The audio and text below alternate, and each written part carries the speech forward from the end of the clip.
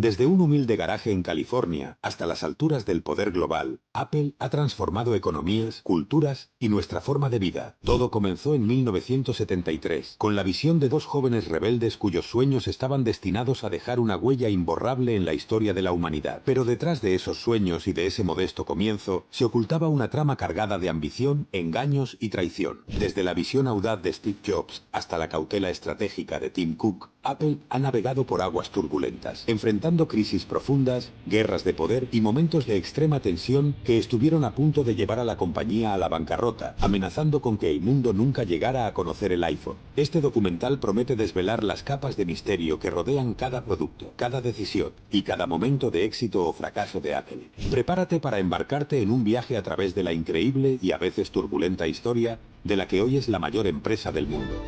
Comenzando por la infancia de Steve Jobs. Steve Jobs nació el 24 de febrero de 1955 en San Francisco, California.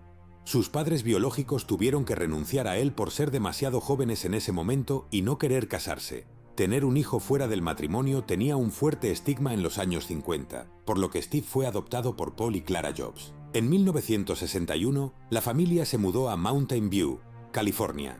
Esta área, justo al sur de Palo Alto, California, se estaba convirtiendo en el centro de la electrónica, donde surgían aparatos como radios, televisores, estéreos y computadoras. En ese momento, la gente comenzó a referirse al área como Silicon Valley. Paul Jobs era un maquinista y arreglaba autos como hobby. Jobs recuerda a su padre como alguien muy hábil trabajando con sus manos. Paul construyó un banco de trabajo en su garaje para transmitir su amor por la mecánica a su hijo.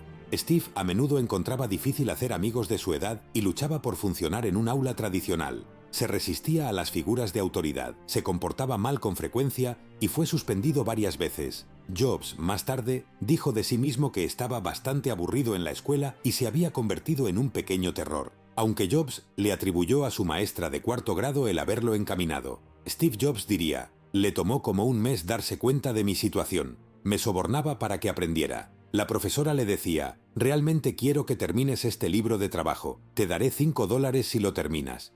Steve Jobs declararía: «Eso encendió una pasión en mí por aprender. Aprendí más ese año de lo que aprendí en cualquier otro año escolar.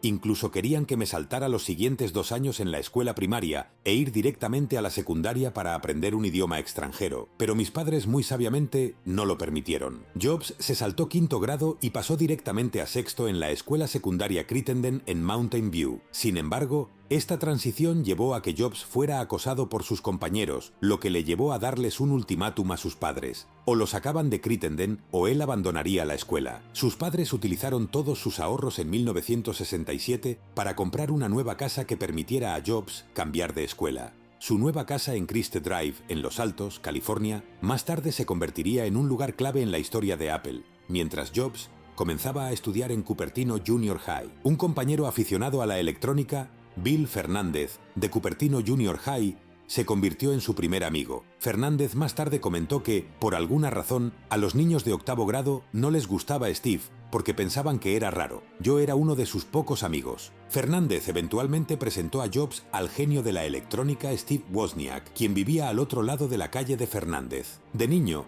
Jobs prefería hacer cosas por sí mismo. Nadaba de manera competitiva, pero no le interesaban los deportes de equipo ni otras actividades grupales. Pasaba mucho tiempo trabajando en el taller del garaje de un vecino que trabajaba en Hewlett Packard, un fabricante de electrónica. Jobs también se inscribió en el club de exploradores de Hewlett Packard, donde vio a ingenieros demostrar nuevos productos y vio su primera computadora a la edad de 12 años. Quedó impresionado y supo de inmediato que quería trabajar con computadoras. Mientras estaba en la secundaria, Jobs asistió a conferencias en la planta de Hewlett Packard. En una ocasión, pidió audazmente a William Hewlett, el presidente, algunas partes que necesitaba para completar un proyecto escolar. Hewlett quedó impresionado, le dio a Jobs las partes y le ofreció una pasantía de verano en Hewlett Packard.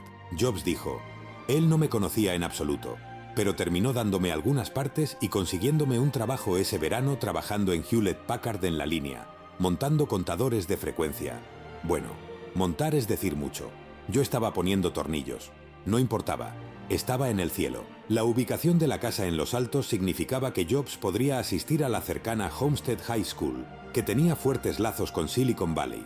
Comenzó su primer año allí a finales de 1968. Durante mediados de 1970, Steve atravesó un periodo de cambio. Dijo: «Me drogué por primera vez, descubrí a Shakespeare, Dylan Thomas y todo ese material clásico. Leí Moby Dick y volví como junior tomando clases de escritura creativa». Desde ese punto, Jobs desarrolló dos círculos diferentes de amigos, aquellos involucrados en electrónica e ingeniería y aquellos interesados en arte y literatura. Estos intereses duales se reflejaron particularmente durante el último año de Jobs, ya que sus mejores amigos eran Wozniak y su primera novia, la artística junior de Homestead, Chrisann Brennan. Fue descrito por un compañero de Homestead como algo así como un cerebrito y algo así como un hippie, pero nunca encajó completamente en ningún grupo. Era lo suficientemente inteligente para ser un nerd, pero no era nerd, y era demasiado intelectual para los hippies, que solo querían drogarse todo el tiempo. Era algo así como un forastero. En la escuela secundaria todo giraba en torno al grupo al que pertenecías, y si no estabas en un grupo bien definido, no eras nadie. Era un individuo, en un mundo donde la individualidad era sospechosa. Paul y Clara Jobs habían prometido cuando adoptaron a Steve que lo enviarían a la universidad. Así que habían trabajado duro y ahorrado diligentemente para su fondo universitario, que era modesto pero adecuado para cuando se graduó. Sin embargo, Jobs, cada vez más obstinado, no lo puso fácil. Al principio jugueteó con la idea de no ir a la universidad en absoluto. Cuando sus padres lo presionaron para que fuera a la universidad, respondió de manera pasivo-agresiva. No consideró las universidades estatales, como Berkeley, donde estaba Steve Wozniak, a pesar de que eran más asequibles. Tampoco miró a Stanford, que estaba justo al lado y probablemente ofrecería una beca. Los chicos que iban a Stanford ya sabían lo que querían hacer, no eran realmente artísticos. Yo quería algo más artístico e interesante, dijo. En cambio, insistió en postularse solo a Reed College, una universidad privada de artes liberales en Portland, Oregón, que era una de las más caras del país. Estaba visitando a Steve Wozniak en Berkeley cuando su padre llamó para decir que había llegado una carta de aceptación de Reed. Él trató de convencer a Steve de que no fuera allí. También lo hizo su madre. Era más de lo que podían pagar, pero, de manera similar, su hijo respondió con un ultimátum. Si no podía ir a Reed, no iría a ningún lado. Cedieron como de costumbre. Reed era conocida por su estilo de vida hippie de espíritu libre, que se combinaba de manera algo incómoda con sus rigurosos estándares académicos. Steve se matriculó en Reed para estudiar física y filosofía. Chrisann Brennan siguió involucrada con Jobs mientras él estaba en Reed. Sin embargo, Steve pronto decidió abandonar Reed College. Le gustaba estar en Reed. Sin embargo, no disfrutaba tener que asistir a las clases requeridas. Jobs continuó asistiendo a clases que disfrutaba como caligrafía. Durante ese tiempo, la relación entre Jobs y Brennan se deterioró. En un discurso de graduación en 2005 en la Universidad de Stanford, Jobs mencionó que durante este periodo dormía en el suelo de las habitaciones de los dormitorios de sus amigos, devolvía botellas de Coca-Cola para obtener dinero para comida y conseguía comidas gratuitas semanales en el templo local Hare Krishna. En ese mismo discurso, Jobs dijo: «Si nunca hubiera asistido a ese único curso de caligrafía en la universidad, el Mac nunca habría tenido múltiples tipos de letra ni fuentes con espaciado proporcional». En 1972, Wozniak había diseñado una Blue Box digital de bajo costo para generar los tonos necesarios para manipular la red telefónica, permitiendo llamadas de larga distancia gratuitas. Jobs decidió que podrían ganar dinero vendiéndola. Los dos dejaron de fabricar las cajas después de que casi los atrapara la policía. A pesar de abandonar la empresa, se dice que ganaron alrededor de $6.000 vendiendo las Blue Boxes. Jobs dijo que si no fuera por las Blue Boxes, no habría existido Apple. A mediados de 1973, cuando Jobs tenía 18 años, regresó al área de San Francisco y comenzó a alquilar su propio apartamento. La relación entre Brennan y Jobs era complicada en esta etapa. Jobs hacía autostop y trabajaba en la costa oeste, y Brennan se unía a él ocasionalmente. Brennan escribió en su diario: «Poco a poco, Steve y yo nos separamos, pero nunca pudimos dejarlo completamente. Nunca hablamos de romper o de seguir caminos separados, y no tuvimos esa conversación en la que una persona dice que se acabó». Continuaron distanciándose, pero Jobs aún la buscaba y la visitaba mientras ella trabajaba en una tienda de alimentos saludables o como niñera residente. En 1973, Steve Wozniak diseñó su propia versión del clásico videojuego Pong. Después de terminarlo, Wozniak le dio la placa a Jobs, quien luego llevó el juego a Atari en Los Gatos. Atari pensó que Jobs lo había construido y le dio un trabajo como técnico. Más tarde, el cofundador de Atari dijo: «La verdad es que muy pocas empresas contratarían a Steve, incluso hoy». ¿Por qué? Porque era un caso atípico. Para la mayoría de los empleadores potenciales, simplemente parecería un grosero mal vestido. Steve era difícil, pero valioso. A menudo era el tipo más inteligente en la sala y hacía que la gente lo supiera. A principios de 1974, Jobs llevaba lo que Brennan describe como una vida simple en una cabaña en Los Gatos, trabajando en Atari y ahorrando dinero para su inminente viaje a la India. Uno de sus amigos había estado en India y le urgía a Jobs que también emprendiera su viaje espiritual allí. Finalmente llegó a las estribaciones del Himalaya después de días de viajar en tren y autobús. Allí se suponía que vería a Nim Karoli Baba, pero para cuando Jobs llegó, él ya había fallecido. A pesar del contratiempo, Jobs pasó 7 meses en India explorando su espiritualidad. Dijo: «La gente del campo en India no usa su intelecto como lo hacemos nosotros. Usan su intuición y su intuición está más desarrollada que en el resto del mundo. La intuición es algo muy poderoso, más poderoso que el intelecto, en mi opinión. Eso ha tenido un gran impacto en mi trabajo». Después de permanecer 7 meses, Jobs dejó India y regresó a los Estados Unidos. Jobs había cambiado su apariencia. Su cabeza estaba afeitada y llevaba ropa tradicional india. Durante este tiempo, Jobs experimentó con psicodélicos, llamando más tarde a su experimentación con LSD una experiencia profunda, una de las cosas más importantes de mi vida. El LSD te muestra que hay otro lado de la moneda, y no puedes recordarlo cuando se pasa, pero lo sabes. Reforzó mi sentido de lo que era importante: crear grandes cosas en lugar de ganar dinero, devolver cosas al flujo de la historia y de la conciencia humana tanto como pude. Jobs y Brennan se convirtieron en practicantes del budismo zen. Jobs vivía de nuevo con sus padres, en el cobertizo de herramientas del patio trasero que había convertido en un dormitorio con un saco de dormir, un tapete, libros, una vela y un cojín de meditación. Consideró tomar residencia monástica en Japón y mantuvo una apreciación de por vida por el zen. Jobs diría más tarde que las personas a su alrededor que no compartían sus raíces contraculturales no podían relacionarse completamente con su pensamiento. Jobs luego regresó a Atari y le asignaron crear un circuito impreso para el videojuego de arcade Breakout. Según Bushnell, Atari ofreció $100 por cada chip TTL que se eliminara en la máquina. Jobs tenía poco conocimiento sobre el diseño de circuitos impresos e hizo un trato con Wozniak para dividir la tarifa por igual entre ellos si podía minimizar la cantidad de chips. Para asombro de los ingenieros de Atari, Wozniak redujo el conteo de chips TTL de 96 a 46, un diseño tan ajustado que era imposible de reproducir en una línea de montaje.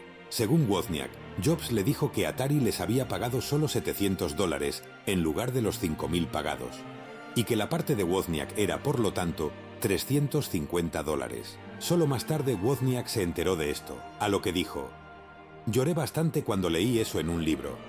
Fue en esta época cuando Jobs y Wozniak asistieron a reuniones del Homebrew Computer Club en 1975, que fue un trampolín para el desarrollo y la comercialización del primer ordenador Apple. En 1976, Wozniak diseñó y desarrolló el ordenador Apple I y se lo mostró a Jobs, quien sugirió que lo vendieran.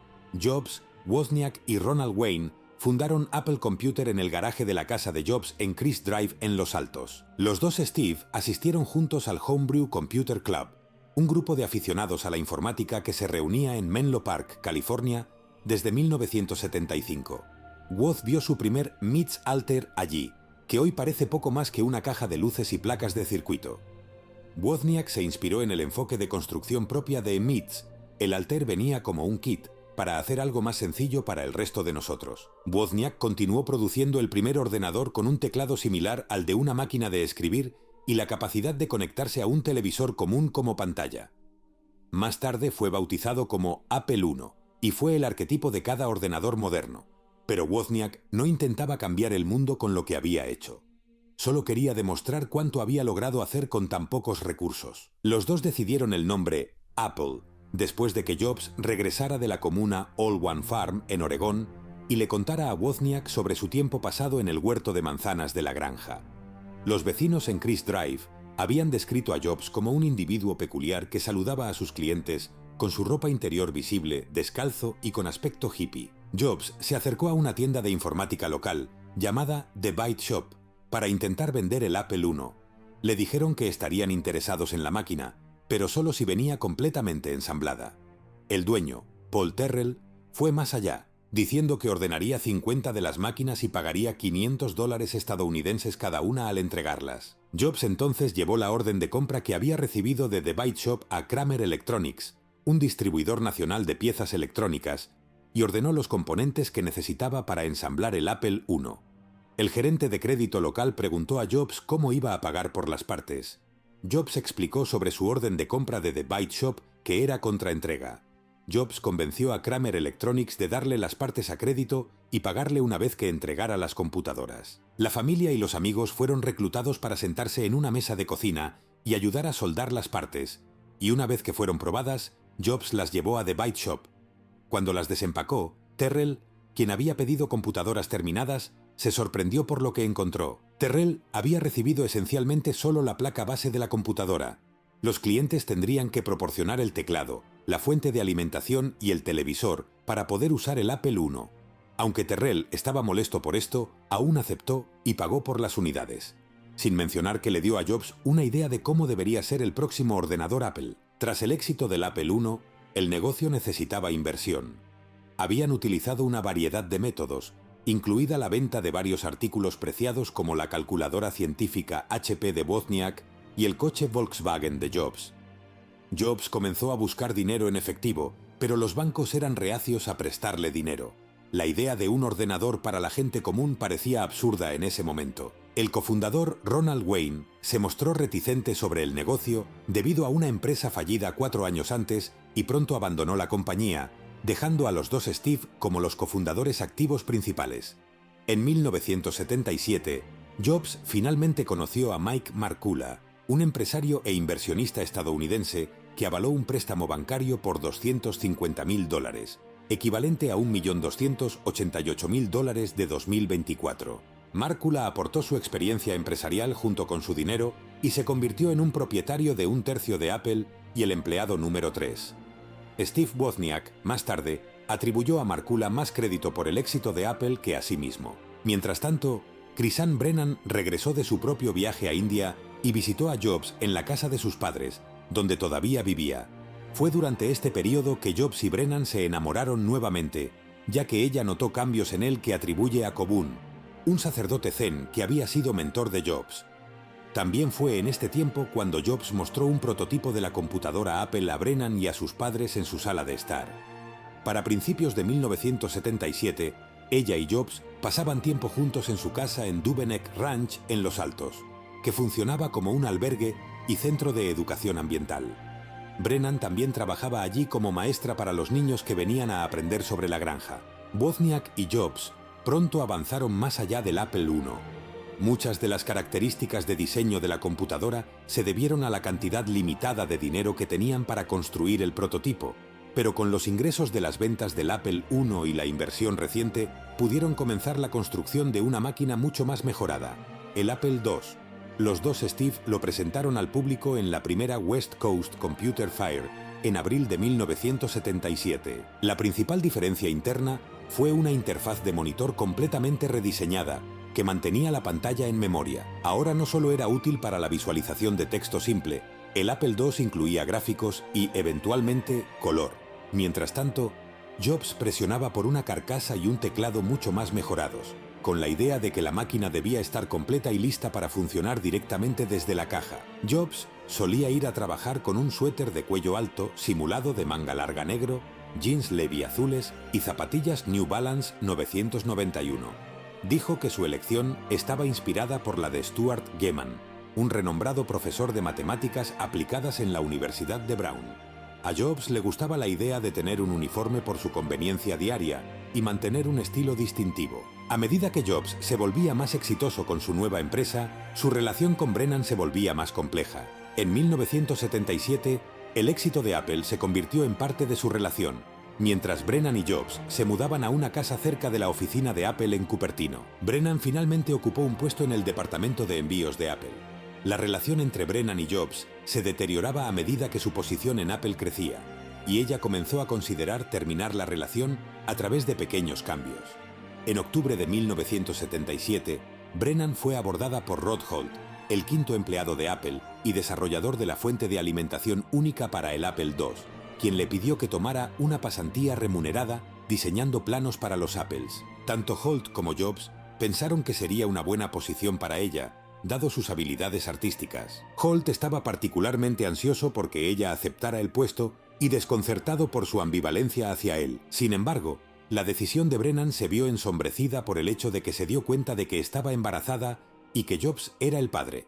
Le tomó algunos días decirle a Jobs, cuyo rostro, según Brennan, se volvió feo al escuchar la noticia. Al mismo tiempo, según Brennan, al principio de su tercer trimestre, Jobs nunca quiso pedirle que se hiciera un aborto, pero también se negó a discutir el embarazo con ella. Brennan se sentía confundida sobre qué hacer. No se sentía cómoda con la idea de tener un aborto.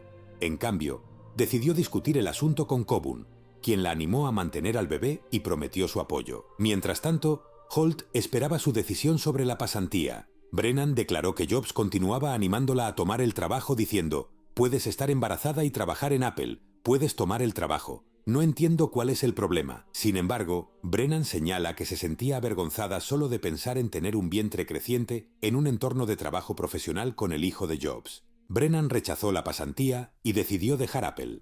Declaró que Jobs le dijo: «Si das en adopción a este bebé, te arrepentirás y nunca voy a ayudarte». Ella a veces le pedía dinero a Jobs, pero él siempre se negaba. Brennan ocultó su embarazo tanto como pudo, viviendo en una variedad de hogares y continuando su trabajo con la meditación Zen. Al mismo tiempo, según Brennan, Jobs comenzó a difundir rumores de que ella tenía relaciones con muchos y que él no podía concebir un hijo porque era infértil. Unas semanas antes de dar a luz, Brennan fue invitada a tener a su bebé en All One Farm y aceptó la oferta. Cuando Jobs tenía 23 años, la misma edad que sus padres biológicos cuando lo tuvieron, Brennan dio a luz a su bebé, Lisa Brennan, el 17 de mayo de 1978. Jobs estuvo allí para el nacimiento después de ser contactado por Robert Friedland, su amigo mutuo y el dueño de la granja. Aunque distante, Jobs colaboró con ella en un nombre para el bebé, lo cual discutieron mientras estaban sentados en los campos sobre una manta. Brennan sugirió el nombre Lisa, que también le gustó a Jobs, y nota que Jobs estaba muy apegado al nombre de Lisa, mientras también negaba públicamente la paternidad. Ella descubriría más tarde que durante este tiempo, Jobs estaba preparando el lanzamiento de un nuevo tipo de computadora al que quería dar un nombre femenino. También declaró que nunca le dio permiso para usar el nombre del bebé para una computadora y él ocultó los planes de ella. Jobs también trabajó con su equipo para inventar la frase Local Integrated Software Architecture, como una explicación alternativa para el Apple Lisa. Décadas más tarde, sin embargo, Jobs admitió a su biógrafo Walter Isaacson que, obviamente, estaba nombrada por su hija. Cuando Jobs negó la paternidad, una prueba de ADN lo estableció como el padre de Lisa. Se le requirió dar a Brennan $385 al mes, además de devolver el dinero de bienestar social que ella había recibido. Jobs le dio $500 al mes en el momento en que Apple salió a bolsa, ya que Jobs se convirtió en millonario. El 12 de diciembre de 1980, Apple lanzó la oferta pública de venta de sus acciones al público inversor. Generó más capital que cualquier OPIB desde la Ford Motor Company en 1956 e instantáneamente creó más millonarios, unos 300, que cualquier empresa en la historia. Varios capitalistas de riesgo cobraron, obteniendo miles de millones en ganancias de capital a largo plazo. Jobs valía más de $1 millón en 1978 cuando tenía solo 23 años. Esto creció a más de 250 millones cuando tenía 25 años. También fue una de las personas más jóvenes en aparecer en la lista de Forbes de las personas más ricas de la nación y uno de los pocos que lo había logrado por sí mismos, sin riqueza heredada. Mientras el Apple II ya estaba establecido como una plataforma exitosa, lista para negocios gracias a VisiCalc, Apple no estaba conforme. El Apple III fue diseñado para enfrentar el entorno empresarial y se lanzó el 19 de mayo de 1980. El Apple III fue un diseño relativamente conservador para los computadores de la época. Sin embargo, Steve Jobs no quería que tuviera ventilador. En cambio, quería que el calor generado por los componentes electrónicos se disipara a través del chasis de la máquina, prescindiendo del ventilador de enfriamiento. Sin embargo, el diseño físico de la carcasa no era suficiente para enfriar los componentes internos. Al eliminar el ventilador del diseño, El Apple III era propenso a sobrecalentarse. Esto causaba que los chips de circuito integrado se desprendieran de la placa base. A los clientes que contactaban al servicio al cliente de Apple se les decía que levantaran sus ordenadores 6 pulgadas en el aire y luego los soltaran, lo que haría que los ICs volvieran a su lugar. Miles de computadores Apple III fueron retirados del mercado. Se introdujo un nuevo modelo en 1983 para intentar rectificar los problemas, pero el daño ya estaba hecho. Para agosto de 1981, Apple estaba entre las 3 mayores empresas de microcomputadoras. IBM entró al mercado de computadoras personales SMS con el IBM PC, pero Apple tenía muchas ventajas. Mientras que IBM comenzaba con una microcomputadora, poco hardware o software disponible y un par de cientos de distribuidores, Apple tenía 5 veces más distribuidores en los Estados Unidos y una red de distribución internacional establecida. Después de examinar el IBM PC y encontrarlo poco impresionante, Apple compró con confianza un anuncio de página completa en The Wall Street Journal con el titular «Bienvenido, IBM». En serio, el jefe de Microsoft, Bill Gates, estaba en la sede de Apple el día del anuncio de IBM y más tarde detalló cómo Apple no parecía preocuparse y les tomó un año darse cuenta de lo que estaba sucediendo. Para 1983, el PC superó al Apple II como la computadora personal más vendida. La junta de Apple le dijo a Jobs que necesitaba supervisión adulta. Jobs y la junta examinaron alrededor de 20 candidatos, la mayoría en el sector tecnológico, pero Jobs los vetó a todos. Finalmente, conoció a John Sculley, quien había ascendido a CEO de Pepsi en solo 10 años. También tenía una reputación de ser un maestro del marketing, habiendo ayudado a crear la campaña Pepsi Challenge, que desató las llamadas guerras de la cola entre Coca-Cola y Pepsi de los años 70. Jobs atrajo a John Sculley de Pepsi Cola para servir como CEO de Apple, preguntándole: ¿quieres pasar el resto de tu vida vendiendo agua azucarada o quieres una oportunidad para cambiar el mundo? La división de negocios de Apple Computer se centró en el Apple III, otra iteración del computador basado en texto. Simultáneamente, el grupo de Lisa trabajaba en una nueva máquina que presentaría una interfaz completamente diferente e introduciría las palabras mouse, icono y escritorio en el vocabulario del público computacional. A cambio del derecho a comprar $1 millón en acciones antes de su salida a bolsa, Xerox concedió a Apple Computer 3 días de acceso a las instalaciones de PARC. PARC era una empresa subordinada de investigación y desarrollo. Después de visitar PARC, se llevaron nuevas ideas que completarían la base para el primer computador de interfaz gráfica de usuario de Apple. Para 1984, Apple había demostrado 2 veces que era una fuerza a tener en cuenta. Había enfrentado a IBM, el nombre más grande en computación empresarial, y se había desempeñado admirablemente. El Apple I y II fueron éxitos rotundos, pero mientras que el Apple III y Lisa habían sido fracasos notables, Apple necesitaba otro éxito, tanto para garantizar su futuro como para apuntar al extremo inferior del mercado, que hasta la fecha había ignorado regularmente. Ese éxito fue el Macintosh, la máquina que en gran medida garantizó el futuro de la compañía.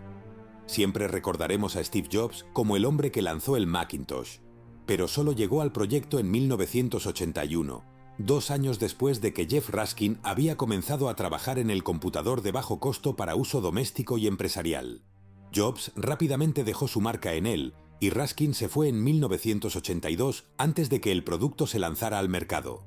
Debemos dar crédito a Raskin por la idea original y su nombre. Su tipo de manzana favorito era el Macintosh, aunque la máquina que finalmente se lanzó era bastante diferente de la que él había imaginado originalmente. Los prototipos iniciales de Raskin tenían pantallas basadas en texto y usaban teclas de función en lugar del ratón para ejecutar tareas comunes. Raskin más tarde respaldaría el uso del ratón, pero con más de un botón que el que se incluyó con el Macintosh. Fueron Jobs y Bud Tribble, este último aún en Apple, quienes realmente impulsaron al equipo a implementar la interfaz gráfica de usuario, GUI, por la que se hizo famoso. Vieron el potencial del diseño metafórico de escritorio de la GUI y ya habían sentado gran parte de las bases para la propia interpretación de Apple del sistema como parte del proyecto Lisa. Tribble encargó al equipo de Macintosh hacer lo mismo para su propia máquina, lo cual, en retrospectiva, puede haber sido la directiva más importante emitida por alguien dentro de Apple. Si el equipo de Macintosh hubiera continuado por el camino de texto y teclado, es poco probable que su producto se hubiera vendido tan bien como lo hizo, y Apple, tal como la conocemos, podría no existir hoy en absoluto. A principios de 1984, en la reunión anual de accionistas de Apple, un emocionado Jobs presentó el Macintosh a una audiencia entusiasta. Nadie negaría jamás que el Macintosh original fue una obra de genialidad. Era pequeño, relativamente económico y amigable. Llevó la interfaz gráfica de usuario a una audiencia masiva y nos proporcionó todas las herramientas que podríamos necesitar para producir trabajos ricos en gráficos que habrían costado muchas veces más en cualquier otra plataforma. Sin embargo, desde el principio, corría el riesgo de decepcionarnos. Apple lo había presentado como algo realmente asombroso. Nos dijeron que cambiaría el mundo de la informática, y a medida que se acercaba el día del lanzamiento, la expectación seguía creciendo. Fue una apuesta, una grande, que cualquier otra compañía probablemente habría evitado, pero ninguna otra compañía estaba dirigida por Steve Jobs. Jobs entendía lo que hacía especial al Macintosh, y sabía que, aparte de la dirección principal en la que lo revelaría, la máquina que paralizaría el espectáculo necesitaba un anuncio impactante. Llamó a la agencia de Apple y les encargó llenar 60 segundos durante el descanso del tercer cuarto del Super Bowl XVIII. La premisa era bastante simple, pero el mensaje era una apuesta, enfrentando directamente a Apple contra su mayor competidor, IBM. IBM dominaba el mercado a principios de los años 80, y el dicho de que nadie fue despedido nunca por comprar IBM era una expresión poderosa que trabajaba a su favor. La gente confiaba en la marca, apostando sus carreras a la simple elección de IBM u otra alternativa. Como resultado, a menudo las otras opciones perdían oportunidades, y si Apple no quería languidecer entre ellas, tenía que cambiar esa percepción. Así que el anuncio presentaba a Apple como la única esperanza de la humanidad para el futuro. Vestía a Anya Major, una atleta, con una imagen del Mac en su chaleco. Ella era brillante, fresca y juvenil, y un contraste marcado con los drones de cabezas rapadas y de color azul frío a su alrededor. Estaban lavados de cerebro por el gran hermano, quien les daba conferencias a través de una enorme pantalla. Pero Major arrojó un martillo a través de la pantalla para destruir la cabeza parlante malvada. Incluso sin la frase de cierre, la inferencia habría sido clara, pero Jobs y el CEO John Sculley acordaron agregar la línea memorable: el 24 de enero, Apple Computer presentará Macintosh. Y verás por qué 1984 no será como 1984. 2 días después de que se transmitiera el anuncio de 1984, el Macintosh salió a la venta. Venía empaquetado con 2 aplicaciones diseñadas para mostrar su interfaz, MacWrite y MacPaint. Aunque el Mac obtuvo de inmediato un seguimiento entusiasta, fue demasiado radical para algunos, quienes lo etiquetaron como un mero juguete. Debido a que la máquina estaba completamente diseñada alrededor de la interfaz gráfica de usuario, las aplicaciones existentes en modo texto y basadas en comandos tuvieron que ser rediseñadas y el código de programación reescrito.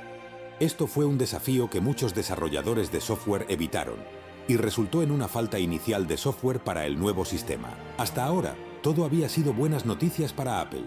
La compañía aún era joven, pero iba de fortaleza en fortaleza y ofrecía una seria competencia a sus rivales más grandes y más establecidos. Sin embargo, los estilos de gestión de Sculley y Jobs eran muy diferentes, lo que inevitablemente llevó a algunos conflictos entre los dos hombres. A Sculley no le gustaba la manera en que Jobs trataba a otros miembros del personal, y los dos tuvieron enfrentamientos sobre asuntos más prácticos, incluyendo el precio del Macintosh. Desde el momento de su creación, se suponía que el Macintosh era una computadora para todos nosotros, con un precio accesible para que se vendiera en grandes cantidades. El objetivo era lanzar una máquina de $1000, pero a lo largo de los años de desarrollo, a medida que el proyecto se volvía más ambicioso, esto casi se duplicó. Poco antes de su lanzamiento, estaba previsto que saliera a la venta por $1995, pero Sculley podía ver que incluso esto no era suficiente y decretó que tendría que aumentarse en otros $500. Jobs no estaba de acuerdo, pero Sculley prevaleció y el Macintosh salió al mercado por $2495. Eso fue solo el comienzo de la fricción entre los dos hombres, lo cual no fue ayudado por un descenso en la fortuna de la compañía. Las ventas del Macintosh comenzaron a disminuir. El Lisa fue descontinuado y Jobs no ocultó el hecho de que su respeto inicial por Sculley se había enfriado. La junta instó a Sculley a controlar a Jobs. Eso es exactamente lo que hizo, pero no hasta marzo de 1985, justo antes de cumplir 2 años después de llegar a la compañía. Scully visitó a Jobs en su oficina y le dijo que le quitaba la responsabilidad de dirigir el equipo de Macintosh. Hablando con la BBC en 2012, Scully dijo: lo que ocurrió dentro de la compañía en ese momento, cuando se introdujo la oficina Macintosh en 1985 y fracasó, Steve entró en una depresión muy profunda. Estaba deprimido, y él y yo tuvimos un gran desacuerdo donde él quería bajar el precio del Macintosh y yo quería concentrarme en el Apple II porque éramos una compañía pública. Necesitábamos las ganancias del Apple II y no podíamos permitirnos reducir el precio del Macintosh porque necesitábamos ese precio para mostrar nuestras ganancias, no solo para cubrir los problemas del Mac. Eso es lo que llevó al desacuerdo y al enfrentamiento entre Steve y yo, y eventualmente la Junta investigó y acordó que mi posición era la que querían apoyar. Las visiones de Scully y Jobs para la compañía diferían enormemente. Scully favorecía computadoras de arquitectura abierta como el Apple II, vendidas a mercados de educación, pequeñas empresas y hogares, menos vulnerables a IBM. Jobs quería que la compañía se centrara en el Macintosh de arquitectura cerrada como una alternativa de negocio al IBM PC. Scully tenía poco control sobre la división del Macintosh dirigida por Jobs, quien era el presidente de la Junta. Operaba casi como una compañía separada, duplicando servicios. Aunque sus productos proporcionaban el 85% de las ventas de Apple a principios de 1985, la reunión anual de la compañía en enero de 1985 no mencionó a la división ni a los empleados del Apple II. Este conflicto subraya no solo las diferencias en visión y dirección entre Jobs y Scully, sino también las tensiones inherentes en una empresa en crecimiento que estaba tratando de definir su camino hacia adelante en un mercado tecnológico rápidamente cambiante y cada vez más competitivo. Muchos se fueron, incluido Wozniak, quien declaró que la empresa había estado yendo en la dirección equivocada durante los últimos 5 años y vendió la mayoría de sus acciones. El fracaso del Macintosh para derrotar al PC fortaleció la posición de Scully en la empresa, pero Jobs no estaba listo para irse sin luchar. Scully tuvo que salir del país por negocios ese mayo, y Jobs vio esto como la oportunidad perfecta para recuperar el control de la empresa. Se confió a los miembros principales de su equipo, que en ese momento incluía a Jean-Louis Gasset, quien estaba siendo preparado para tomar el lugar de Jobs en el equipo del Macintosh. Gasset le contó a Scully lo que estaba sucediendo, y Scully canceló su viaje. A la mañana siguiente, Scully confrontó a Jobs frente a toda la Junta, preguntándole si los rumores eran ciertos. Jobs dijo que sí, y Scully pidió a la Junta que eligiera entre los dos, él o Jobs.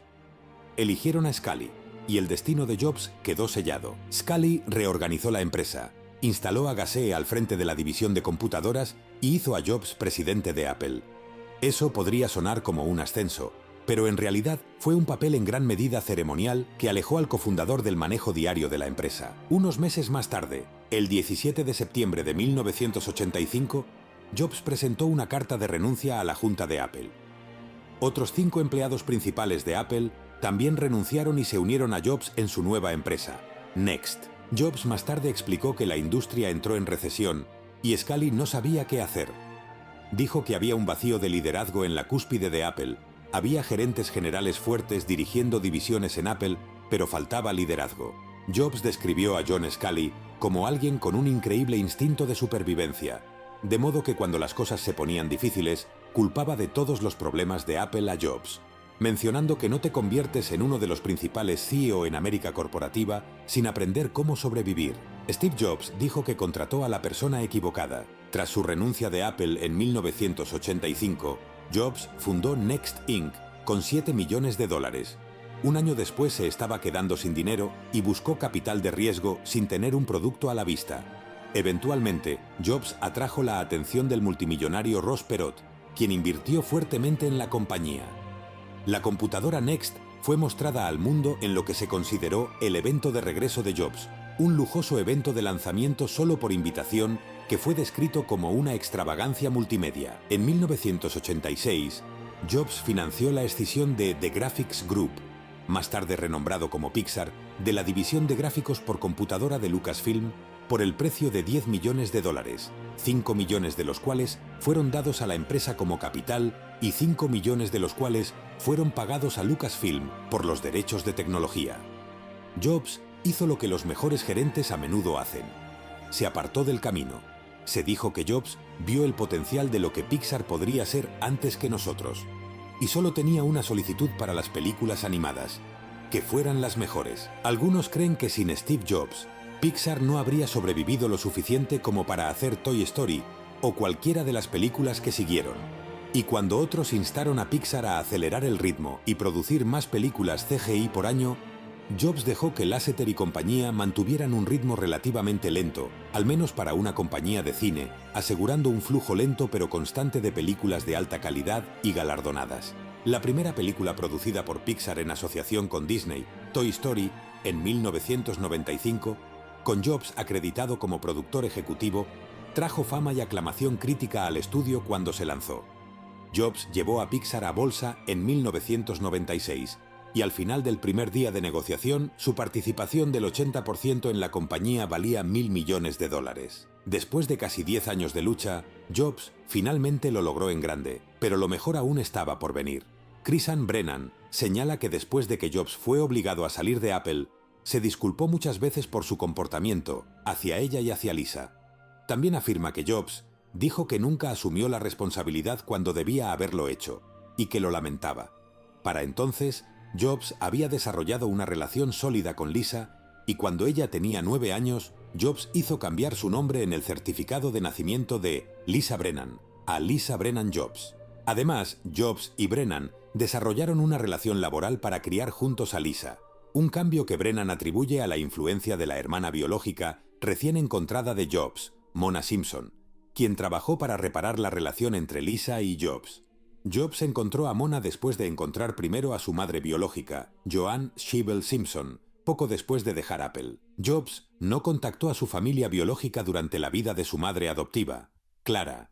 Más tarde le diría a su biógrafo oficial: «Nunca quise que Paul y Clara sintieran que no los consideraba mis padres, porque ellos eran totalmente mis padres. Los amaba tanto que nunca quise que supieran de mi búsqueda, e incluso hice que los reporteros la mantuvieran en secreto cuando alguno de ellos se enteró». Sin embargo, en 1986, cuando tenía 31 años, Clara fue diagnosticada con cáncer de pulmón. Comenzó a pasar mucho tiempo con ella y aprendió más detalles sobre su pasado y su adopción, información que lo motivó a buscar a su madre biológica. Jobs encontró en su certificado de nacimiento el nombre del médico de San Francisco, al que Schiebel recurrió cuando estaba embarazada. Jobs solo contactó a Schiebel después de la muerte de Clara y después de recibir permiso de su padre, Paul. Jobs declaró que su motivación para encontrar a su madre biológica se debía tanto a la curiosidad como a la necesidad de ver si ella estaba bien y agradecerle, porque estaba contento de no haber terminado como un aborto. Ella tenía 23 años y pasó por mucho para tenerlo.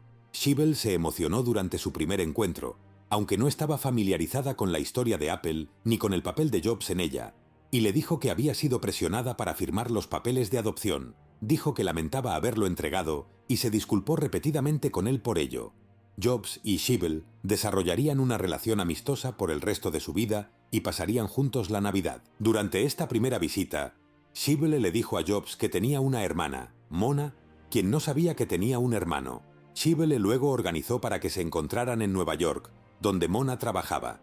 Su primera impresión de Jobs fue que era directo y encantador, simplemente un tipo normal y dulce. Schiebel y Jobs luego salieron a caminar largo para conocerse mejor. Jobs más tarde le diría a su biógrafo que Mona inicialmente no estaba completamente emocionada de tenerme en su vida y de tener a su madre tan emocionalmente afectuosa hacia mí, pero a medida que nos conocíamos, nos hicimos muy buenos amigos, y ella es mi familia. No sé qué haría sin ella. No puedo imaginar una mejor hermana. En 1989, Jobs conoció a su futura esposa, Laureen Powell, cuando dio una conferencia en la Escuela de Negocios de Graduados de Stanford, donde ella era estudiante. Poco después del evento, él dijo que Laureen estaba justo allí en la primera fila del auditorio y no podía quitarle los ojos de encima. Perdía el hilo de mis pensamientos y empezaba a sentirme un poco mareado. Después de la conferencia, Jobs se encontró con ella en el estacionamiento y la invitó a cenar. Desde ese momento estuvieron juntos, con algunas excepciones menores, por el resto de su vida. Jobs propuso matrimonio en Año Nuevo de 1990 con un puñado de flores silvestres recién cortadas. Se casaron el 18 de marzo de 1991, en una ceremonia budista en el Hotel Ahwahnee, en el Parque Nacional Yosemite. Asistieron 50 personas, incluidos su padre, Paul, y su hermana, Mona. La ceremonia fue dirigida por el gurú de Jobs, Kobun Chino Otogawa. Jobs y Powell tuvieron su primer hijo, Reed, en septiembre de 1991. El padre de Jobs, Paul, falleció un año y medio después, el 5 de marzo de 1993. Jobs y Powell tuvieron dos hijos más, Erin, nacida en agosto de 1995, y Eve, nacida en 1998. La familia vivía en Palo Alto, California. Las estaciones de trabajo Next se lanzaron por primera vez en 1990 y se vendieron a un precio de $9.999. Al igual que el Apple Lisa, la estación de trabajo Next era tecnológicamente avanzada y diseñada para el sector educativo, pero en gran medida fue descartada como prohibitiva en costos para las instituciones educativas. La estación de trabajo Next era conocida por sus fortalezas técnicas, entre las cuales destacaba su sistema de desarrollo de software orientado a objetos. Jobs comercializó los productos Next al sector financiero, científico y académico, destacando sus tecnologías nuevas e innovadoras como el núcleo Mac, el chip de procesador de señales digitales y el puerto Ethernet integrado. Next se dirigió al mercado educativo, que había sido territorio de Apple. Sin embargo, lo hizo con hardware aún más caro que el de Apple. Fuera de la línea LC, los sistemas de Apple eran costosos a principios de los años 90. Next intentó compensar esto apuntando sus equipos de ventas a la educación superior, vendiendo no solo computadoras, sino estaciones de trabajo. Después de que el hardware de 1990 no se vendiera bien, Next dejó de fabricar computadoras en 1993 para convertirse en un proveedor exclusivo de software, vendiendo Next Step como una combinación de sistema operativo y entorno de desarrollo orientado a objetos.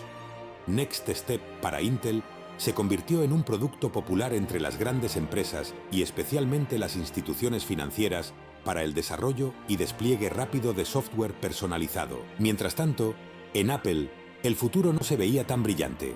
A pesar de haber sido inicialmente bastante exitosa en la búsqueda de altos beneficios con márgenes amplios, su mercado comenzaba a encogerse y con él también lo hacían sus ingresos retenidos.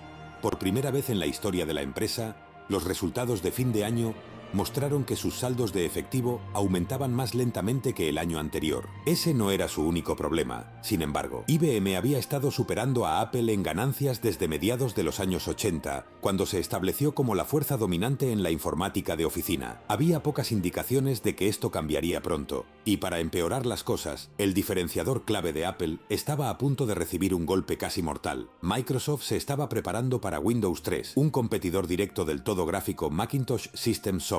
Apple Computer compró Next en 1996 después de que sus propios esfuerzos para actualizar el sistema operativo Macintosh fracasaran. Tras la venta, Steve Jobs comenzó trabajando como asesor, pero luego fue nombrado CEO interino y finalmente CEO de la compañía. Apple dijo que las fortalezas en software de desarrollo y entornos operativos de Next se combinarían con la facilidad de uso y el software multimedia de Apple. Inicialmente, Apple dijo que las características de Next Step serían utilizadas en su propio sistema operativo, Mac OS. Poco después de cerrar el trato, sin embargo, Next Step se convirtió en la base sobre la que se trazarían todos los futuros sistemas operativos de Apple, incluido el Mac OS de hoy. Aunque se podría argumentar que Apple salvó a Next de ser un fracaso, gran parte de su software ayudó a construir la próxima generación de Apple. Next no logró alcanzar sus objetivos y quemó una tonelada de efectivo en el proceso, pero el hardware y el software no carecían de cualidades técnicas. Algunos escritores, como Randall Strauss en Steve Jobs y The Next Big Thing, atribuirían principalmente el fracaso empresarial a Jobs y a su personalidad, quien era famoso por supervisar todo, insistir en posiciones extrañamente difíciles y costosas, alienar a socios importantes y pivotar bruscamente a medida que se quedaban sin dinero e inversores. Sin embargo, este fracaso le enseñó tanto que finalmente pudo ser un gran CEO cuando regresó a Apple a finales de los años 90. Steve Wozniak explicó en una entrevista de 2013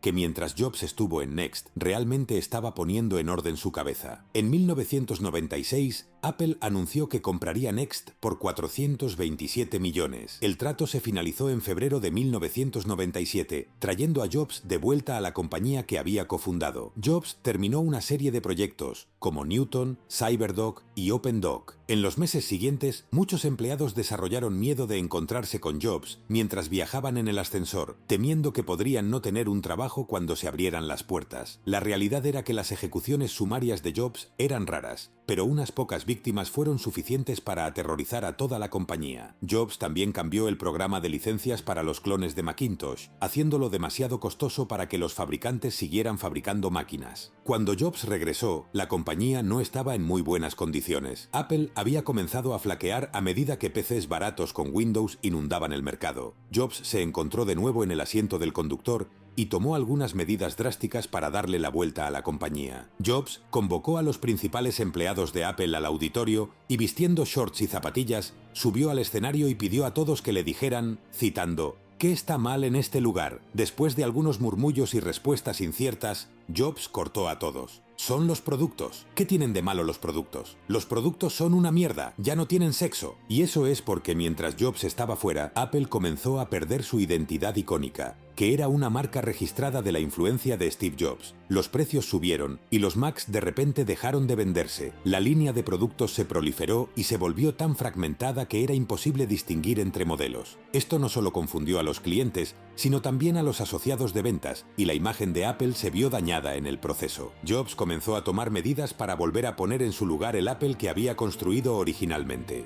Esto comenzó en la Macworld Expo de 1997, donde Steve Jobs anunció que Apple entraría en una asociación con Microsoft. Esto incluía un compromiso de 5 años para lanzar Office para Macintosh, así como una inversión de 150 millones. Además, Apple y Microsoft acordaron resolver una disputa de larga data sobre si el sistema operativo Windows de Microsoft infringía alguna de las patentes de Apple. Jobs utilizó el dinero para aumentar la publicidad y resaltar los productos que Apple ya ofrecía, mientras cortaba el dinero de I+D en áreas no productivas. Uno de los primeros movimientos de Jobs como nuevo CEO interino fue desarrollar el iMac, que le compró tiempo a Apple para reestructurarse. El iMac original integró una pantalla CRT y CPU en un cuerpo de plástico translúcido y aerodinámico. La línea se convirtió en un éxito de ventas, moviendo alrededor de 1 millón de unidades cada año. También ayudó a reintroducir a Apple en los medios y al público, y mostró el nuevo énfasis de la compañía en el diseño y la estética. Bajo la guía de Jobs, la compañía incrementó significativamente las ventas con la introducción del iMac y otros nuevos productos. Sus atractivos diseños y poderoso marketing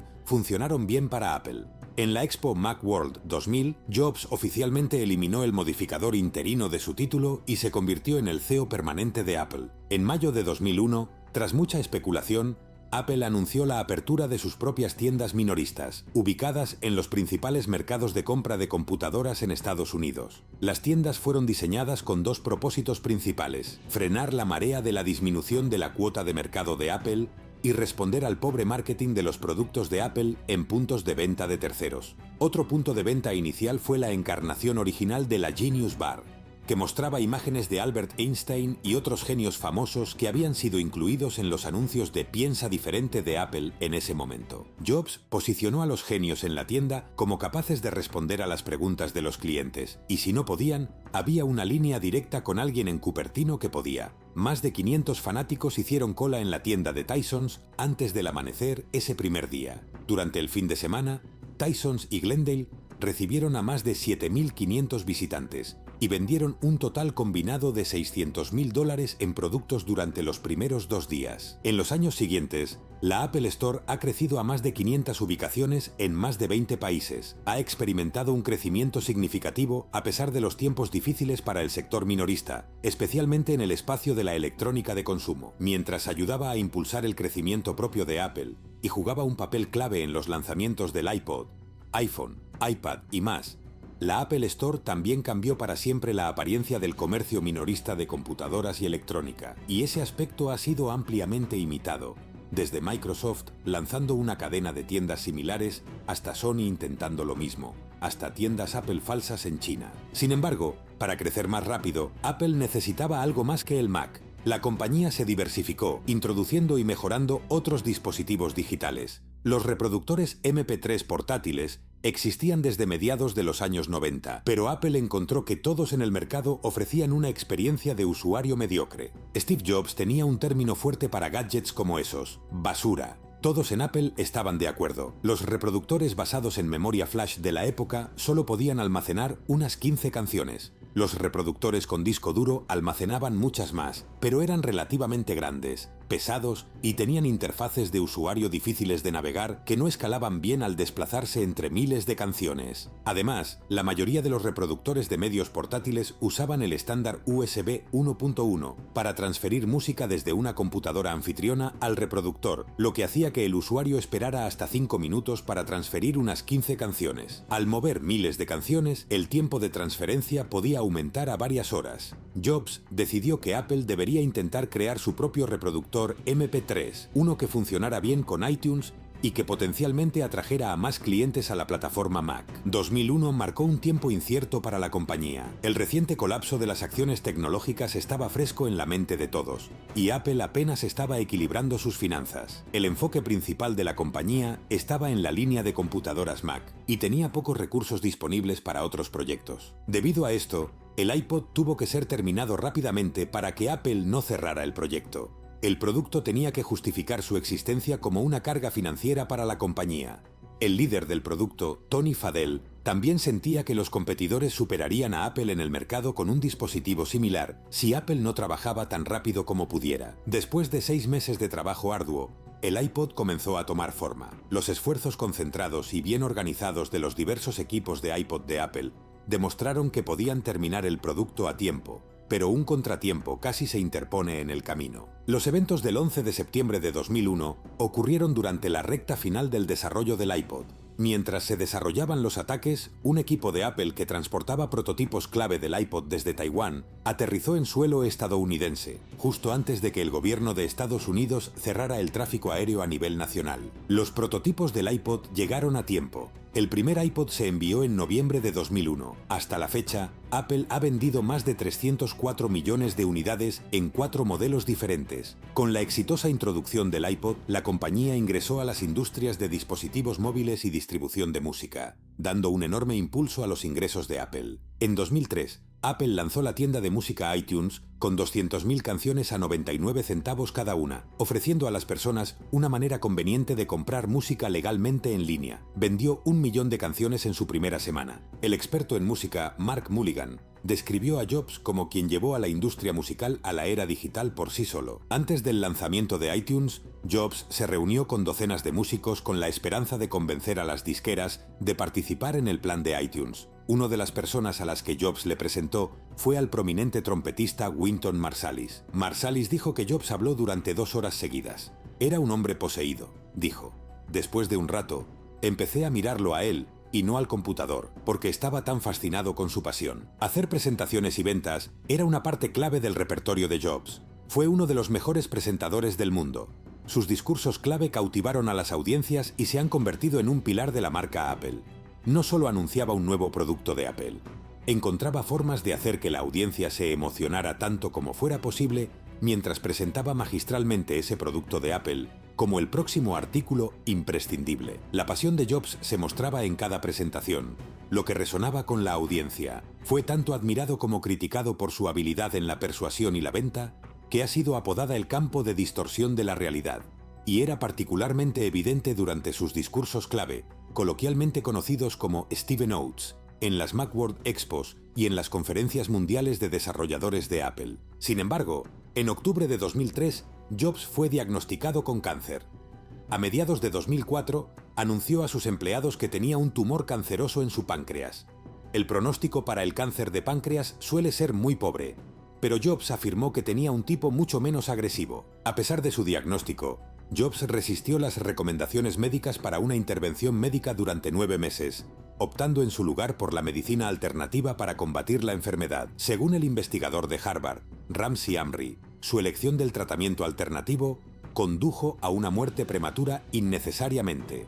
Otros médicos coinciden en que la dieta de Jobs fue insuficiente para abordar su enfermedad. Barry Kasilev, jefe del Centro de Cáncer Kettering, dijo: «La fe de Jobs en la medicina alternativa probablemente le costó la vida. Tenía el único tipo de cáncer de páncreas que es tratable y curable. Esencialmente se suicidó». Según el biógrafo de Jobs, Walter Isaacson, Jobs rechazó someterse a una cirugía para su cáncer porque, citando, «no quería que abrieran su cuerpo». Una decisión que Jobs más tarde lamentaría a medida que su salud declinaba. Fue alrededor de esta época, en 2005, un año después de que fue diagnosticado por primera vez con cáncer, que Jobs pronunció un discurso sincero a los estudiantes graduados de la Universidad de Stanford. Este discurso es conocido como uno de los mejores que Jobs ha dado. Habló sobre su amor por lo que hace y la importancia de mantenerse hambriento, mantenerse alocado. También reflexionó sobre el momento más difícil de su vida, dejando Apple en 1985. Explicó que en ese momento no lo veía, pero resultó ser lo mejor que podría haberle pasado. De vuelta en Apple, Jobs comenzó a prepararse para la Conferencia Mundial de Desarrolladores del 6 de junio de 2005, donde Apple revelaría su plan para comenzar a producir computadoras Mac basadas en Intel en 2006. Y cuando llegó ese día, el nuevo MacBook Pro y el iMac se convirtieron en las primeras computadoras de Apple en usar el procesador Core Duo de Intel. Y todos estos grandes desempeños y productos ayudaron a aumentar el precio de las acciones de Apple, que se incrementó más de 10 veces entre principios de 2003 y 2006, de alrededor de $6 por acción a más de $80. Y en enero de 2006, la capitalización de mercado de Apple superó la de Dell, un hito enorme para la compañía. Porque 9 años antes, el CEO de Dell había dicho que si dirigiera Apple, la cerraría y devolvería el dinero a los accionistas. Jobs envió un correo electrónico a todos los empleados cuando la capitalización de mercado de Apple superó la de Dell. Decía: «Equipo, resulta que Michael Dell no era perfecto prediciendo el futuro. Basándonos en el cierre del mercado de valores de hoy, Apple vale más que Dell. Las acciones suben y bajan, y las cosas pueden ser diferentes mañana, pero pensé que valía la pena un momento de reflexión hoy. Steve». Mientras tanto, el contrato de Pixar con Disney estaba por terminar. Jobs y el director ejecutivo de Disney, Michael Eisner, intentaron pero no lograron negociar una nueva asociación. Y a principios de 2004, Jobs anunció que Pixar buscaría un nuevo socio para distribuir sus películas después de que su contrato con Disney expirara. Pero en octubre de 2005, Bob Iger reemplazó a Eisner en Disney, e Iger trabajó rápidamente para reparar las relaciones con Jobs y Pixar. En 2006, ambos anunciaron que Disney había acordado comprar Pixar en una transacción completamente en acciones valorada en 7.400 millones. Cuando se cerró el acuerdo, Jobs se convirtió en el accionista individual más grande de The Walt Disney Company, con aproximadamente el 7% de las acciones de la compañía. En enero de 2007, Apple entró en el negocio de los smartphones con la introducción del iPhone. Incluía una pantalla táctil, todas las funciones de un iPod y un navegador de Internet. Fue un rechazo completo al mercado de smartphones de la época, que había estado obsesionado con agregar más botones, más funciones y más stylus. Pero todas esas cosas vinieron en detrimento de la experiencia del usuario. El Moto Q, el Nokia E62 y el Palm Treo eran más capaces que el teléfono celular promedio, pero esas funciones adicionales agregaban complejidad. El iPhone se propuso ofrecer lo mejor de ambos mundos, el teléfono más completo en funciones y también el más fácil de usar. Y todo comenzó eliminando lo que Steve Jobs había detestado durante toda su carrera: los botones. El iPhone tenía una gran pantalla multitáctil, con solo un botón. De esa manera, la interfaz podría cambiar dependiendo de la aplicación que se estuviera utilizando. Un enfoque que había funcionado bien en las computadoras durante décadas. También había zoom de pellizco, efectos basados en física como el desplazamiento inercial y el rubber banding, y multitarea que permitía a los usuarios cambiar sin problemas de música a llamadas telefónicas, navegación web, correo electrónico y viceversa. El iPhone de primera generación puede considerarse primitivo según los estándares de hoy, con su cámara de 2 megapíxeles, pantalla pequeña y marco grueso. Pero el iPhone original comenzó por sí solo la era moderna de los smartphones, con casi todos los dispositivos de hoy tomando prestados elementos de su diseño y funcionalidad. El 28 de junio de 2007, el iPhone finalmente salió a la venta después de 5 meses de anticipación. Y la emoción resultó en colas formadas fuera de las tiendas Apple en todo el país 2 días antes del lanzamiento del producto. El iPhone fue un éxito rotundo, con 250.000 de unidades vendidas en su primer día.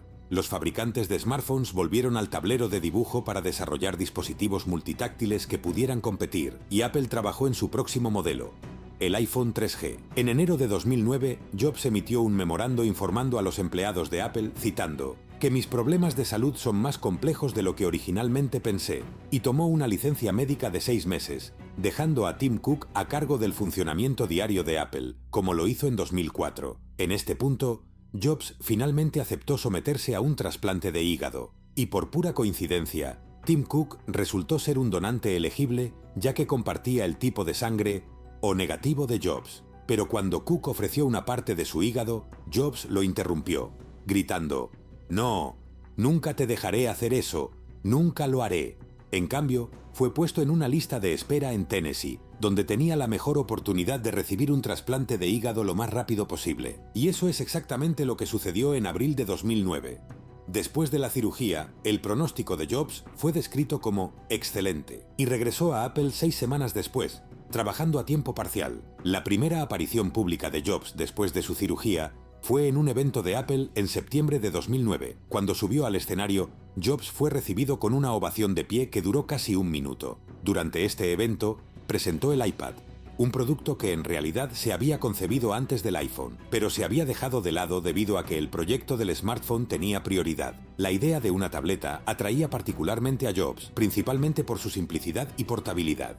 No se necesitaba teclado ni ratón, solo una hoja de vidrio que mostraba todo lo que querías. De hecho, Jobs llamó al iPad, citando «la cosa más importante que he hecho», probablemente debido a su potencial para reemplazar a las computadoras tradicionales e inaugurar lo que se ha llamado la era post-PC.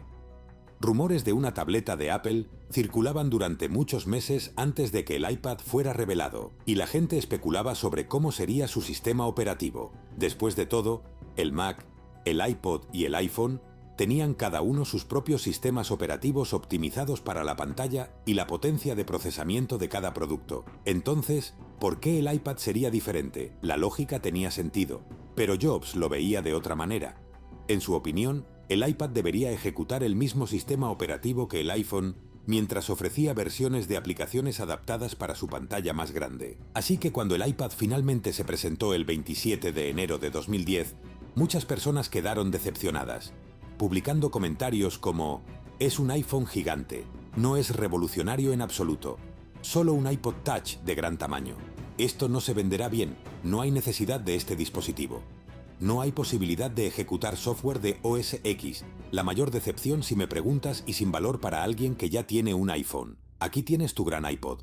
Realmente, sin USB, sin impresión, nada». Estos sentimientos eran comunes en la comunidad tecnológica y tuvieron un efecto negativo en Jobs. Dijo, «Me deprimí un poco hoy, te golpea un poco». Pero afortunadamente para Apple, a la gente fuera del mundo tecnológico le encantaba el iPad. Recibió grandes elogios de críticos conocidos como David Pogue y Walt Mossberg, y lo más importante, los clientes lo compraban como locos. Se vendió 1 millón de unidades en sus primeros 28 días, lo cual es bastante asombroso considerando que el iPhone tardó 74 días en lograr eso. El iPad pasó a convertirse en el producto de consumo de venta más rápida en la historia, superando al poseedor del récord anterior, el reproductor de DVD. Jobs estaba en la cima, lanzando un éxito tras otro en Apple, sin señales de desaceleración. Pero había algo que comenzaba a alcanzarlo: su salud. A principios de 2011, un año y medio después de que Jobs regresara a Apple después de su trasplante de hígado, tomó una tercera licencia médica. Su carta a los empleados se veía igual que las 2 veces anteriores, y Tim Cook nuevamente tomó el control en su lugar. La única diferencia esta vez fue que Jobs nunca regresaría a Apple. A pesar de la licencia, Jobs aún apareció en el evento de lanzamiento del iPad 2 el 2 de marzo, y en la Apple Worldwide Developers Conference el 6 de junio, cuando presentó iCloud. Desde los primeros días de Apple, Jobs creía en crear un ecosistema unificado y sin fisuras para los usuarios. Por eso se negó a licenciar un sistema operativo de terceros para el Mac, o incluso licenciar el propio Macintosh System Software de Apple a fabricantes de computadoras de terceros. A pesar de que hacerlo habría generado más dinero para Apple y permitido que su sistema operativo alcanzara una mayor cuota de mercado, reconoció que cuanto más fragmentado estuviera un producto, más problemas causaría para los clientes. Parte de los esfuerzos de Jobs para crear una experiencia de usuario sin fisuras fue proporcionar un servicio basado en la nube que pudiera mantener sincronizados todos los datos de un usuario en todos sus dispositivos. Inicialmente, ese servicio se llamaba MobileMe, que costaba $99 al año. Pero la ejecución fue defectuosa y resultó en un producto que simplemente no funcionaba. Jobs despidió a la persona a cargo, y Apple hizo un segundo intento con iCloud, que proporcionaba a los usuarios 5 GB de espacio de forma gratuita. Fue presentado en 2011, y Jobs dijo: «Vamos a degradar el PC y el Mac a ser solo un dispositivo. Vamos a trasladar tu centro, el centro de tu vida digital, a la nube». Esta vez, su servicio basado en la nube funcionó realmente y resultó en una experiencia bastante mágica para los usuarios. Las fotos tomadas en su iPhone aparecerían automáticamente en su Mac y iPad, mientras que los correos electrónicos y los eventos del calendario se sincronizaban sin problemas en todos sus dispositivos. Era un servicio increíble que hoy es más importante para el ecosistema de Apple que nunca antes. Pero a pesar de los éxitos de Apple, la salud de Jobs solo continuó deteriorándose. Su situación se volvió tan grave que se vio obligado a renunciar como CEO de Apple. En agosto de 2011, Jobs escribió una carta a la Junta diciendo: «Siempre he dicho que si llegara un día en el que ya no pudiera cumplir con mis deberes y expectativas como CEO de Apple, sería el primero en hacérselos saber. Desafortunadamente, ese día ha llegado». Jobs se convirtió en presidente de la Junta de Apple y nombró a Tim Cook como su sucesor como CEO. Como presidente, Jobs continuó trabajando para Apple hasta el día anterior a su muerte, 6 semanas después. Falleció en su hogar en Palo Alto alrededor de las 3 p.m. el 5 de octubre, debido a complicaciones de un tumor pancreático que resultó en un paro respiratorio. Su esposa, hijos y hermanas estuvieron a su lado. Mona Simpson describió su muerte diciendo: «Las últimas palabras de Steve, horas antes, fueron monosílabos, repetidos 3 veces. Antes de partir, miró a su hermana Patty, luego durante mucho tiempo a sus hijos, luego a su compañera de vida, Laureen, y luego por encima de sus hombros más allá de ellos. Las últimas palabras de Steve fueron: oh wow, oh wow, oh wow». Luego perdió la conciencia y murió varias horas después. Se celebró un pequeño funeral privado el 7 de octubre, cuyos detalles, por respeto a la familia de Jobs, no se revelaron. Durante las 2 semanas siguientes a su muerte, Apple mostró una foto de Jobs en su página de inicio en su memoria. El 19 de octubre se celebró un servicio conmemorativo privado en el campus de Apple. En el evento estuvieron presentes la viuda de Jobs, Laureen, así como Cook, Bill Campbell, Nora Jones, Al Gore y Coldplay. Algunas tiendas minoristas de Apple cerraron brevemente para que los empleados pudieran asistir al memorial. Se publicó un video del servicio en el sitio web de Apple. Jobs fue uno de los empresarios más innovadores e influyentes de nuestro tiempo. Dejó un legado que será admirado y estudiado durante décadas. A pesar de sus humildes comienzos, Jobs logró construir la marca más valiosa del mundo y revolucionar varias industrias. Su identidad estaba tan entrelazada con Apple que cuando renunció, muchos predijeron la decadencia de la empresa, alegando que ya no podrían innovar sin su líder visionario. Pero muchas personas no reconocieron el regalo más crucial que Jobs dejó atrás: su filosofía. Cuando fue expulsado de la empresa en 1985, John Scully no compartía las creencias de Jobs sobre lo que hacía grande a un producto. Pero cuando Jobs renunció en 2011, la empresa estaba impregnada de esa filosofía. Y Tim Cook era quizás la persona que mejor la entendía. De hecho, poco antes de su muerte, Jobs le dijo a Cook: «Nunca preguntes qué haría yo, simplemente haz lo que es correcto». La última vez que Steve Jobs dejó Apple, la compañía se tambaleó al borde de la bancarrota. Pero esta vez, al enfrentar su partida definitiva, Jobs hizo una elección que podría cambiarlo todo. Así que, para entender la dirección que tomó Apple a partir de 2011, primero debemos entender quién es Tim Cook y por qué Steve Jobs le confió el control de Apple tras su muerte. El hombre que convirtió a Apple en la primera empresa de $1 billón del mundo. Hay más en él de lo que parece, y aunque no fue el genio que inventó Apple, es el hombre que transformó la compañía en lo que es hoy. Steve Jobs nombró a Cook como CEO de Apple durante un momento crucial en su historia. La transición lejos de Jobs fue vista como un gran riesgo, desde que Apple comenzó su histórica caída después de que Jobs dejara la compañía en 1985. Pero Cook aceptó el desafío en 2011 con una modestia callada por la que se ha hecho conocido, y aunque su mandato como CEO no ha estado sin desafíos, su liderazgo llevó a Apple a lugares que nadie esperaba, pero quizás la persona más sorprendida fue el propio Cook, quien tuvo un origen humilde no en el corazón de Silicon Valley o San Francisco, sino en un pequeño pueblo llamado Mobile, en Alabama. Cook nació el 1 de noviembre de 1960 en una típica familia estadounidense de clase media. Fue el segundo hijo de Don Cook, un trabajador del astillero, y Geraldine Cook, una farmacéutica a tiempo parcial. Se dice que Cook recuerda con cariño muchos aspectos de su infancia, aunque vivir en el sur profundo en los años 60 trajo su propio conjunto de desafíos. La región no era muy tolerante con los ideales progresistas, y esto moldeó la filosofía que Cook vive hoy. La familia vivió en Alabama durante la mayor parte de su infancia, aparte de una estancia muy breve en Pensacola, Florida. Después de regresar de Florida, la familia Cook se mudó a Robertsdale, que, aunque todavía en Alabama, era muy diferente a la vida en la ciudad de Mobile. La vida en un pueblo pequeño parecía adaptarse bien a la familia, y Cook prosperó en la escuela. Aunque no es muy explícito sobre sus creencias religiosas, Cook fue bautizado católico. Como adolescente, Tim Cook se comportó probablemente como esperarías. Era un estudiante limpio, sobresaliente y con calificaciones perfectas. Todo lo contrario a Steve Jobs durante sus años de adolescente, quien se decía que era un poco rebelde y rápido para distraerse del trabajo escolar para hacer bromas en su lugar. Por otro lado, Cook era tranquilo e inesperado. Se decía que su inteligencia te sorprendería. Tomarse en serio su trabajo escolar aseguró que el futuro de Cook estuviera lleno de oportunidades. Aunque fue votado el más estudioso en su clase, muy pocos esperaban que llegara a cambiar el mundo.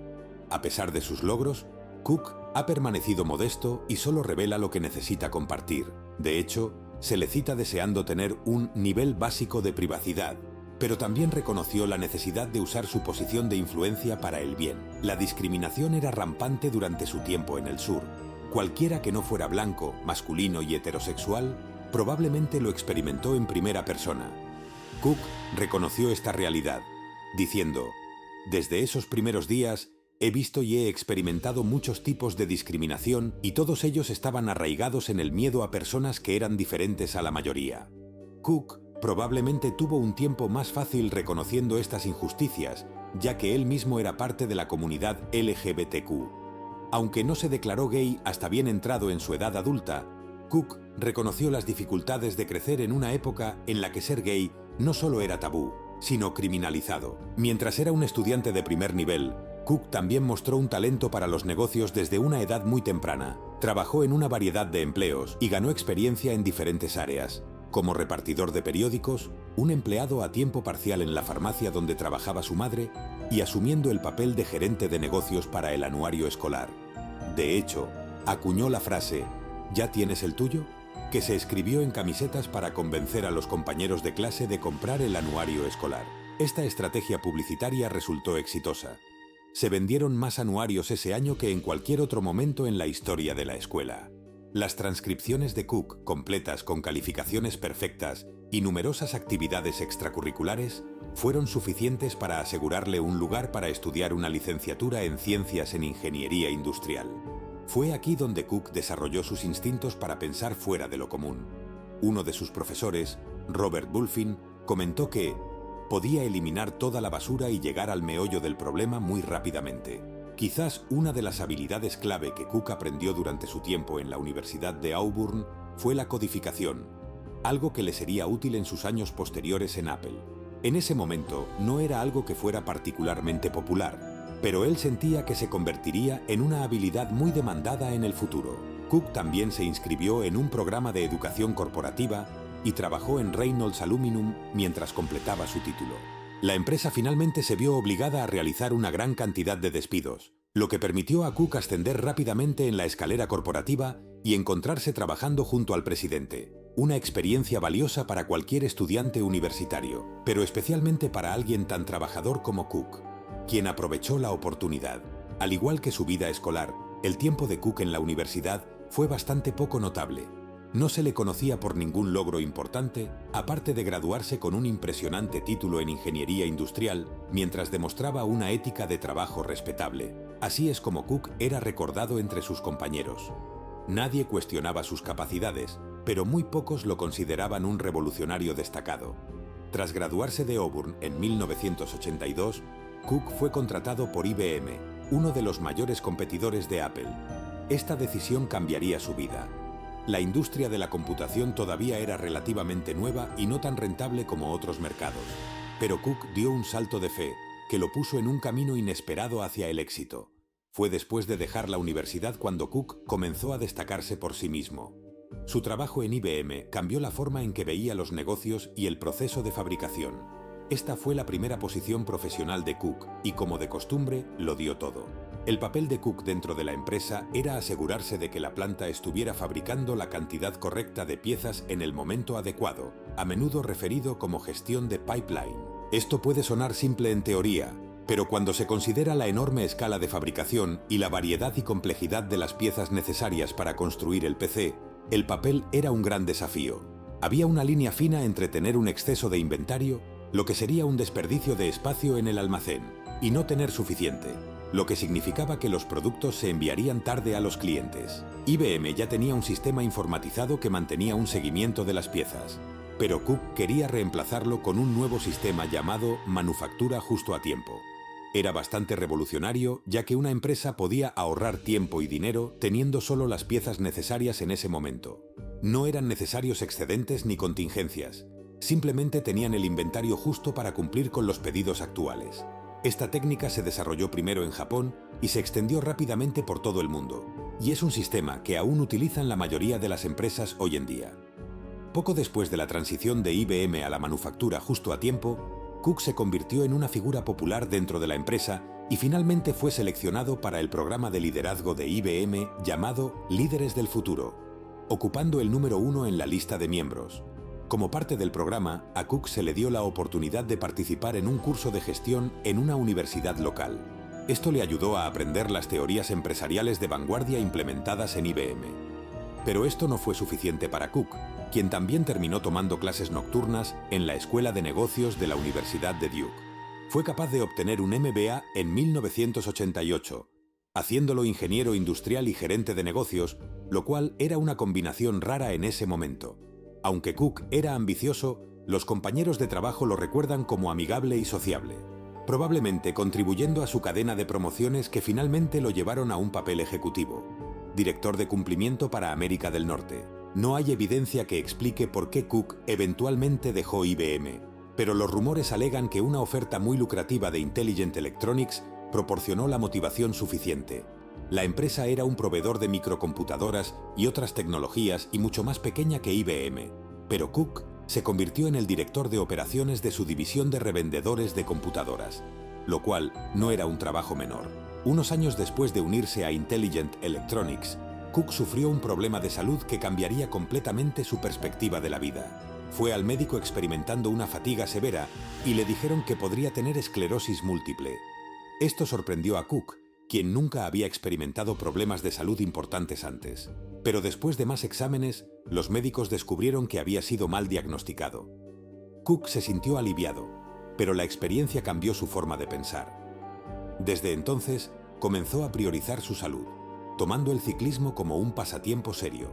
También dedicó mucho tiempo a recaudar fondos para la investigación de la esclerosis múltiple. En 1997, después de que IE fuera el objetivo de demandas que afirmaban que su precio de las acciones estaba inflado, y Cook aconsejó que IE debería venderse a General Electric. Siguiendo su consejo, la empresa cerró un acuerdo y fue comprada por 136 millones. Después de esto, Cook fue contratado por Compaq, donde se desempeñó como vicepresidente de materiales corporativos. En ese momento, Compaq era el fabricante de PC más grande del mundo, por lo que la implementación por parte de Cook de su sistema de fabricación justo a tiempo tuvo un enorme impacto en la eficiencia, reduciendo los tiempos de entrega de productos de meses a días. La noticia del tiempo de respuesta líder en la industria de Compaq pronto llegó a Steve Jobs. Él sabía que era exactamente lo que Apple necesitaba. Así que Jobs puso en marcha una estrategia para atraer a Cook a su empresa, a pesar de que estaba al borde de la bancarrota. Desde que trabajaba en Compaq, Cook había recibido ofertas de trabajo de Apple, pero la empresa estaba luchando. Steve Jobs había regresado un año antes y estaba tratando de demostrar que su estrategia de matriz de 4 productos, que muchos en la industria veían como un enorme riesgo, eventualmente daría sus frutos. Parte de ese plan involucraba descontinuar docenas de productos existentes que estaban obstruyendo los almacenes de Apple y ralentizando las entregas a los clientes. Optimizar su logística requeriría un gerente de operaciones que realmente pensara de manera diferente. Jobs sabía que esa persona era Tim Cook, pero había un pequeño problema. Cook no estaba interesado en trabajar para Apple.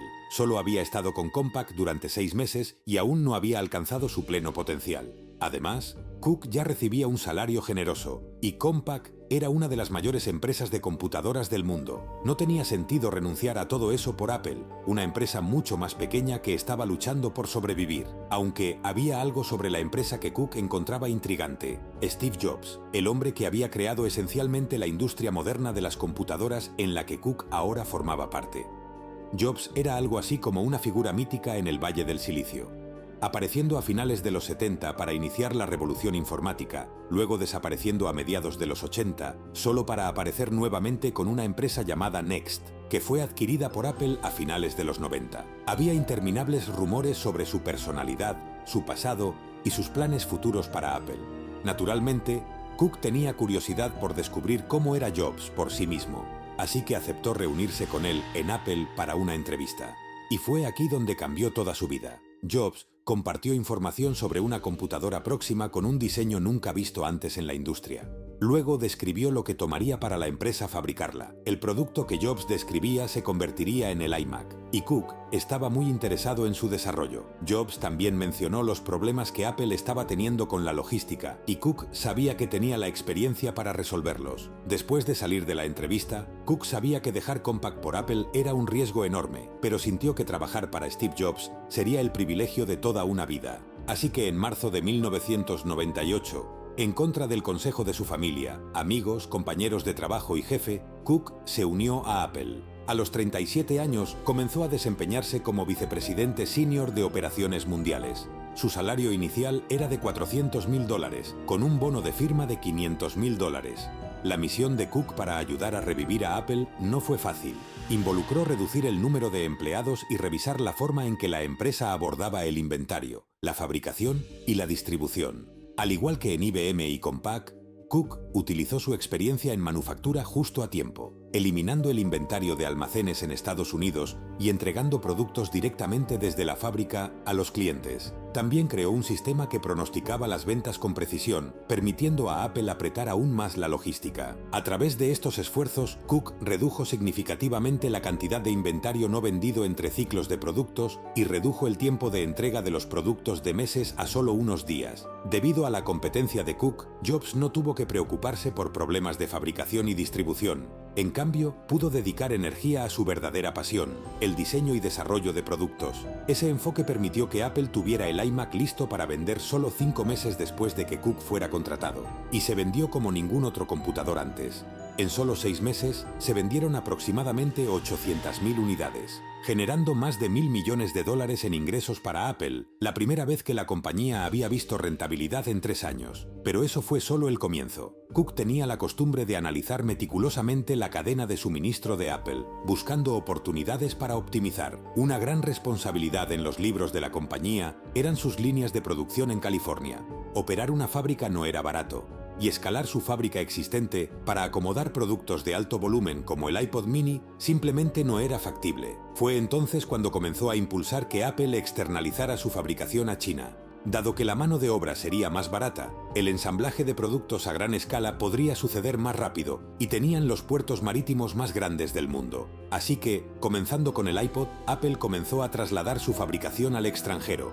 Una decisión que no solo redujo su costo de bienes, sino que también permitió a la compañía evitar miles de millones de dólares en impuestos estadounidenses. Estas mejoras en los resultados de Apple hicieron de Cook una parte integral del equipo ejecutivo, lo cual nunca pasó desapercibido para Jobs. Una cosa que algunas personas encontraron extraña sobre la relación entre Jobs y Cook eran sus temperamentos opuestos. Podrías esperar que un líder carismático, terco y expresivo como Jobs tuviera un mano derecha que se comportara de manera similar. Pero Cook era lo opuesto a Jobs en muchos aspectos. Nunca se le conocía por alzar la voz o regañar a los empleados. En cambio, lideraba con un comportamiento más tranquilo. Cuando hablaba en eventos clave, Cook era quizás uno de los ejecutivos menos carismáticos, dejando la impresión de que tal vez no tenía el mismo nivel de pasión que Jobs, pero esas eran solo diferencias superficiales de personalidad. Había dos razones más importantes por las cuales Cook y Jobs trabajaban tan bien juntos: su enfoque y expectativas de excelencia.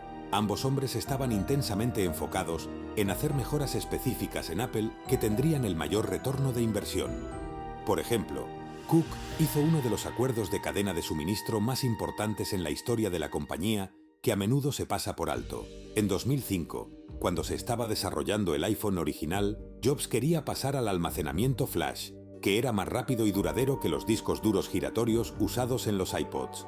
Pero los componentes de almacenamiento flash no eran especialmente comunes en ese entonces. Si los smartphones se volvían populares, Apple competiría contra cientos de otras compañías por los mismos componentes.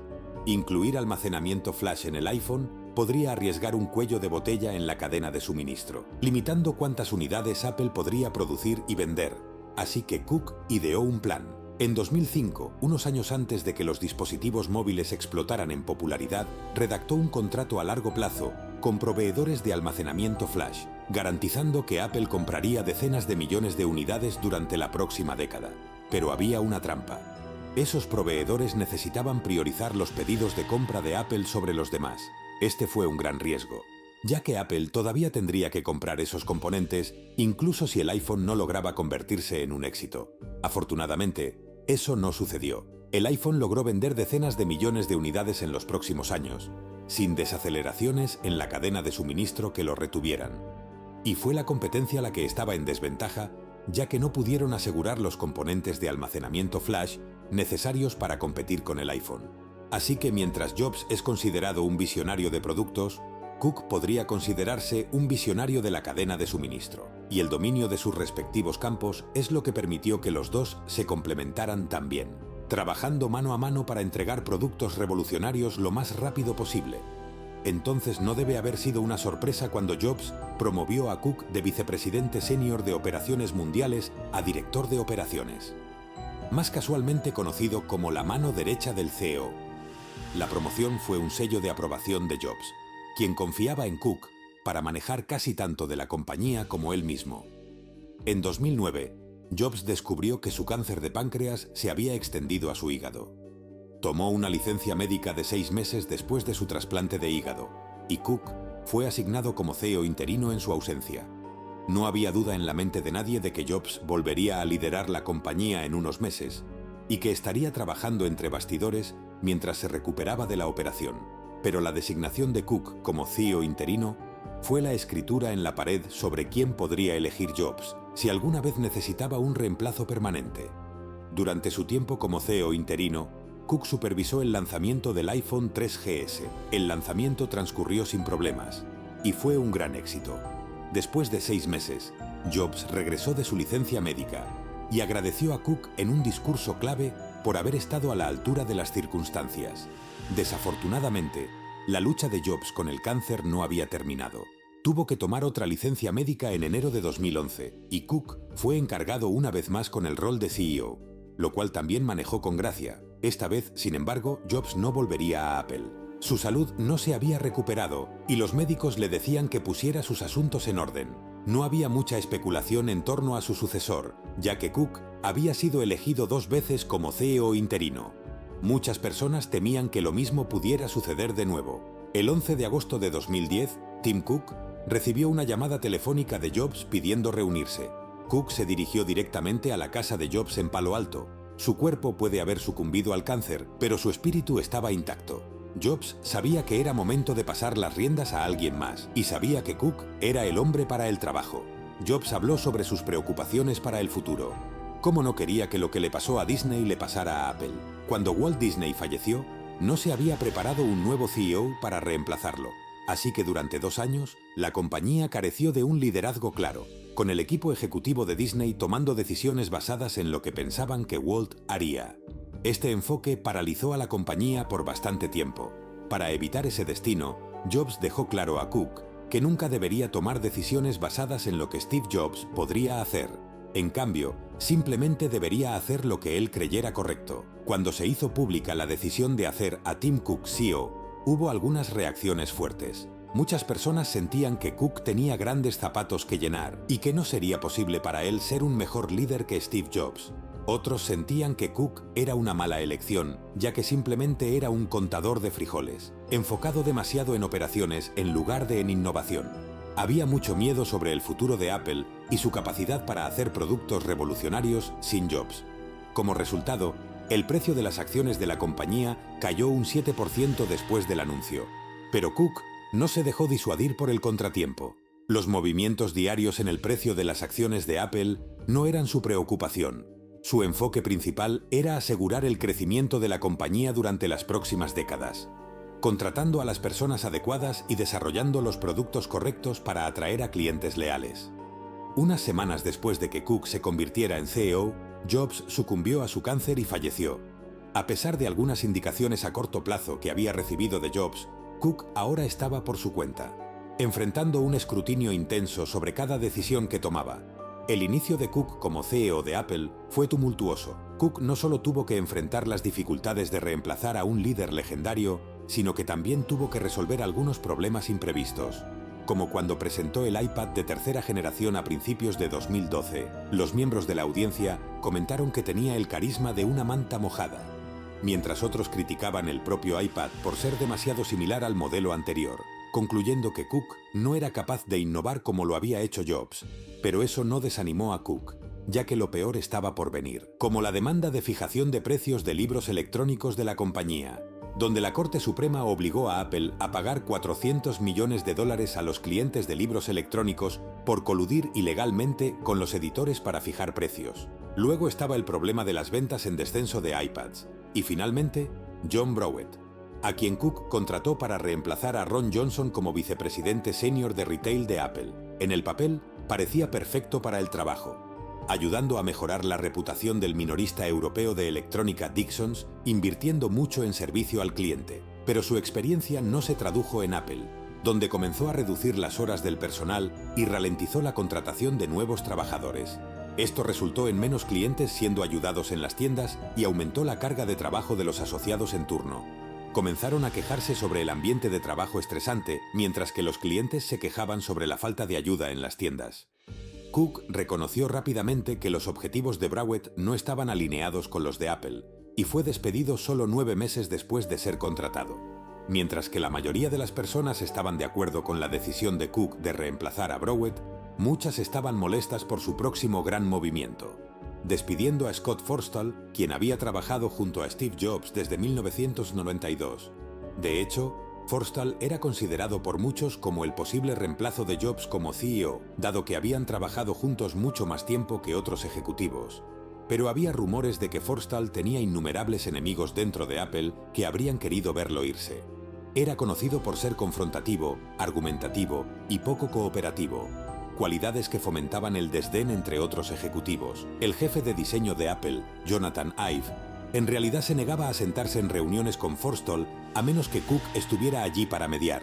Las cosas llegaron a un punto crítico en octubre de 2012, cuando Apple Maps fue lanzado al público con innumerables errores y fallos, resultando en que los usuarios recibieran direcciones incorrectas o incluso imposibles. El Internet estaba inundado de memes sobre la aplicación disfuncional, que rápidamente se convirtió en el peor servicio proporcionado por Apple. La persona a cargo de desarrollar Apple Maps resultó ser Scott Forstall. Cook decidió escribir una carta pública de disculpa por la aplicación, admitiendo que no había estado a la altura de los estándares de Apple. Luego recomendó soluciones de terceros como Google Maps o Waze. Forstall no pensó que fuera necesaria una disculpa, argumentando en cambio que la aplicación era lo suficientemente buena y que los errores existentes podrían corregirse en actualizaciones posteriores. Al final, se negó a firmar la carta de disculpa de Cook y fue despedido posteriormente. Con Cook, diciendo que Forstall estaba impidiendo la colaboración dentro de la empresa, lo cual impedía la creación de productos y servicios integrados sin problemas. Cook recibió una reacción significativa por esta decisión, con algunos críticos prediciendo que Forstall podría haber sido el Steve Jobs 2.0, siendo expulsado de Apple antes de que decayese, quizás para volver en una década para ayudar en su recuperación. Pero como sabemos, eso no es lo que sucedió. El equipo ejecutivo de Apple realmente acordó dividir todas las responsabilidades de Forstall entre ellos mismos, si eso significaba que finalmente podrían deshacerse de él. Después de solo un año como CEO de Apple, Cook ya había hecho una reestructuración seria, como purgar figuras problemáticas como Browett y Forstall, y darle a su diseñador jefe, Jonathan Ive, aún más control sobre la apariencia y el tacto del iPhone.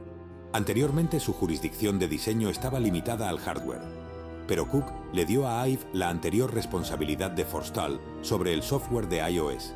Eso significaba que Ive finalmente podía convertir el sistema operativo del iPhone en algo tan elegante y moderno como el propio dispositivo. Su visión se materializó en iOS 7, la actualización más dramática e histórica de iOS, algo que no habría ocurrido si Cook no hubiera tomado la difícil decisión de despedir a Forstall. Y aunque su enfoque en el crecimiento de Apple nunca vaciló, sentía que había más que podría hacer por la humanidad en general. Cook a menudo menciona sus retratos de Dr. Martin Luther King Jr. y Robert Kennedy en su escritorio. Dice que sirven como recordatorios para tratar a las personas con dignidad, y comenzó a buscar formas de lograr ese objetivo con Apple. Primero, fue una iniciativa de caridad donde Apple igualaría las donaciones de los empleados a organizaciones sin fines de lucro hasta $10.000 al año, incluyendo empleados a tiempo parcial. Luego, centró su atención en Foxconn, donde había habido una cantidad preocupante de suicidios e informes de trabajadores menores de edad. Contrató a la Asociación de Trabajo Justo para auditar las fábricas y agregó una nueva página web en el sitio de Apple llamada Responsabilidad del Proveedor, que presenta un informe anual que describe las mejoras realizadas en varios aspectos de la cadena de suministro de Apple, como derechos laborales y humanos, y salud, seguridad y bienestar. Junto con la implementación de estos programas humanitarios, Cook nunca perdió de vista el objetivo principal de Apple: crear los mejores productos del mundo, con iPhone 5 siendo un ejemplo principal. Fue la primera vez que Apple aumentó el tamaño de la pantalla del iPhone, de 4 pulgadas a 4,5. Puede que no suene como mucho ahora, pero significaba que una fila adicional de iconos podía caber en la pantalla de inicio, y las aplicaciones individuales podían mostrar más información de una vez. Este fue un gran paso en la dirección correcta, y los clientes lo dejaron claro al comprar más de 2 millones de unidades en sus primeras 24 horas, estableciendo un nuevo récord para Apple. Tim Cook comenzaba a encontrar su ritmo y no había señales de desaceleración. En su tercer año como CEO, Cook demostró aún más su valía al hacer una contratación crucial y lanzar un producto fundamental. Había habido un vacío en el equipo ejecutivo de Apple desde la salida de John Browett en 2012. No tenían un ejecutivo oficial a cargo del retail, pero pronto se reveló que Cook había estado cortejando a Angela Ahrendts para el trabajo. Ella inicialmente estaba reacia a desarraigar a su familia en Nueva York, pero el traslado a California valió la pena, ya que Ahrendts fue pagada más que cualquier otro ejecutivo de Apple, incluido el propio Cook, pero muchos creían que la inversión valía la pena, ya que lideró la transformación de las tiendas Apple de espacios de retail directos a lugares de encuentro, donde los visitantes podían sentarse, ver una sesión de Hoy en Apple y aprender sobre las capacidades de sus dispositivos. Ella agilizó la tienda en línea y las tiendas físicas por primera vez, haciendo la experiencia entre las dos más fluida, y introdujo una nueva atmósfera en las tiendas Apple, que incluía árboles, un nuevo diseño de barra Genius y áreas para sentarse y relajarse. También llegaron grandes cambios al iPhone. Steve Jobs siempre se resistió a la idea de los phablets, o teléfonos del tamaño de pequeñas tabletas que presentaban pantallas drásticamente más grandes. Pensaba que un smartphone debería ser lo suficientemente pequeño para usar con una mano, y que un dispositivo demasiado grande sería incómodo de sostener. Pero el mercado sentía diferente. iPhone había estado perdiendo terreno lentamente frente a su competencia, dispositivos Android con grandes pantallas y baterías, así que Cook decidió que era hora de un cambio. Moverse de una pantalla de 4 pulgadas a 4,5 en el iPhone 5 no fue suficiente para satisfacer a los clientes, así que el iPhone 6, revelado en 2014, presentaba dos modelos de 4,7 y 5,5 pulgadas, el mayor aumento en el tamaño de la pantalla en la historia del iPhone. El 6 generó mucho entusiasmo y atrajo a muchos usuarios de Android, vendiendo un récord de 10 millones de unidades en su primer fin de semana. Pero a pesar del éxito de Cook con las líneas de productos existentes, los críticos señalaron que aún no había lanzado algo propio. Eso fue, hasta el Apple Watch. En 2015, Cook llevó a Apple a una categoría de producto completamente nueva: los smartwatches. Y aunque el Apple Watch Edition de $10.000 era una locura para la mayoría de las personas, el modelo de nivel de entrada resultó ser un éxito. Con 10 millones de unidades vendidas en su primer año, Cook a menudo se describía a sí mismo como una persona privada, manteniendo sus relaciones y familia fuera de la vista pública. Pero comenzó a recibir cartas de niños que luchaban con su orientación sexual. Algunos estaban deprimidos, otros tenían pensamientos suicidas y otros habían sido desterrados por sus propios padres y familia. Estas cartas pesaban en Cook y lo hicieron preguntarse cómo podría ayudar. No era posible responder a cada individuo que le escribía, pero podía usar su influencia para dar el ejemplo a personas de todo el mundo. Por eso en 2014 escribió una carta abierta saliendo públicamente como gay, esperando demostrar que la orientación sexual de uno no define a un individuo, ni los limita de ninguna manera. Cook mismo era la prueba viviente de que una minoría sexual podría vivir una vida plena y productiva. En sus palabras, ser gay era el mayor regalo de Dios, ya que le daba una perspectiva sobre cómo podrían pensar y sentir otras minorías. Esta noticia hizo de Cook el único CEO abiertamente gay de cualquier compañía Fortune 500. Pero ayudar a las futuras generaciones no importaba mucho si crecían en un planeta que no era habitable. Por eso Cook lideró una serie de iniciativas ambientales en Apple que nunca se habían visto antes en el sector privado. Comenzó contratando a Lisa Jackson para servir en un nuevo cargo titulado Vicepresidente de Medio Ambiente, Política e Iniciativas Sociales. Para 2018, ayudó a que Apple alimentara el 100% de sus instalaciones globales con energía renovable limpia. Aunque eso no se extendió a las cadenas de suministro y fábricas de la compañía, hacer la transición de estos a energía renovable resultó ser una tarea más grande, pero no es algo de lo que Apple se haya alejado. En 2021, Lisa Jackson prometió que cada producto de Apple sería neutral en carbono para 2030. Eso significa que el 100% de sus materiales serían de materiales reciclados o renovables. Las fábricas donde se fabrican serían alimentadas por energía renovable al 100%, y toda la electricidad que cargue cada dispositivo también sería renovable. Esto requerirá una colaboración sin precedentes con proveedores y grupos de conservación, así como una operación de reciclaje mundial que extraiga materiales valiosos de dispositivos descartados para su uso en nuevos modelos, liderando un ciclo cerrado de cadena de suministro que elimina la necesidad de extraer materiales de conflicto adicionales como el estaño y el tungsteno. El plan es ambicioso y extremadamente complejo, pero Cook lo considera un paso necesario para construir un futuro sostenible. Muchos elogiaron a Apple por tomar en serio la responsabilidad ambiental, ganando a la compañía prensa positiva.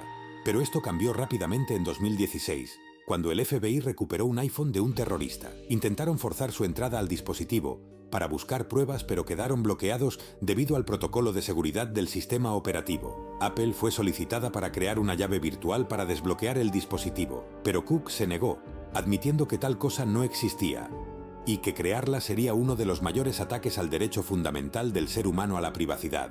No había forma de desbloquear solo un iPhone sin amenazar la seguridad de cada otro dispositivo iOS en la Tierra. Argumentó que una llave que abra el bloqueo de cada iPhone se convertiría en la herramienta más buscada en el mundo, terminando inevitablemente en manos equivocadas. Muchos expertos en los medios de comunicación principales no estuvieron de acuerdo con Cook, y la percepción pública de Apple comenzó a agriarse.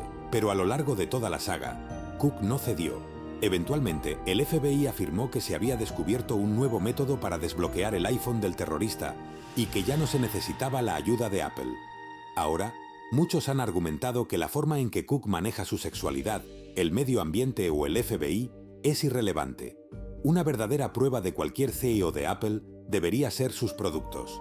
Este es un área donde Cook inicialmente recibió algunas críticas, dado que no lanzó una nueva categoría de producto hasta su cuarto año como CEO. Pero una vez que sucedió, Cook no se detuvo.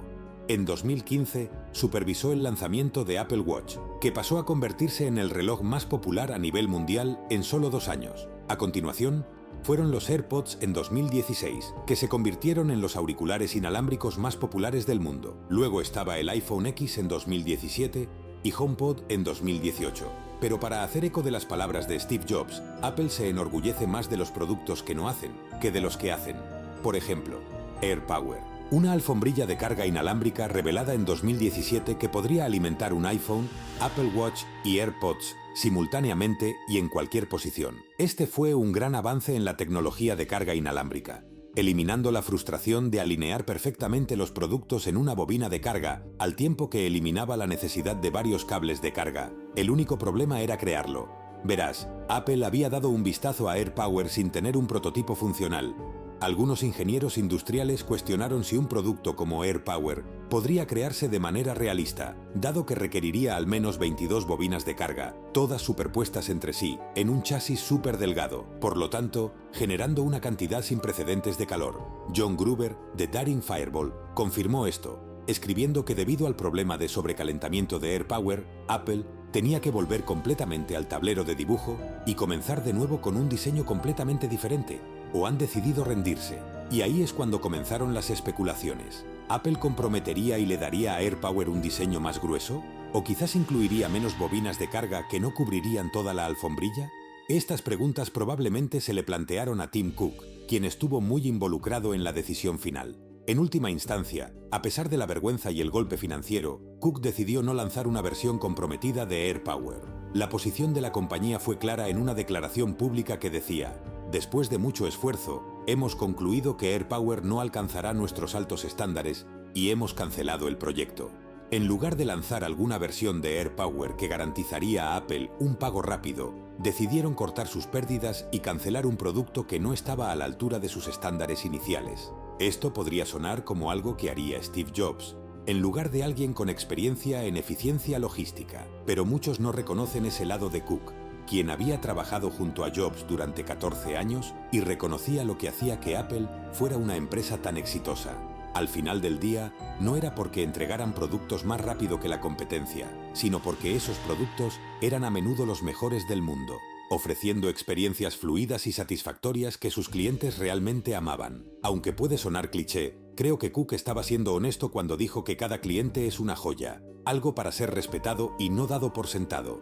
Es por eso que lee docenas de correos electrónicos de clientes todas las mañanas para tener una idea de dónde están sus cabezas. Es por eso que emitió una disculpa pública por Apple Maps, a pesar de la oposición interna.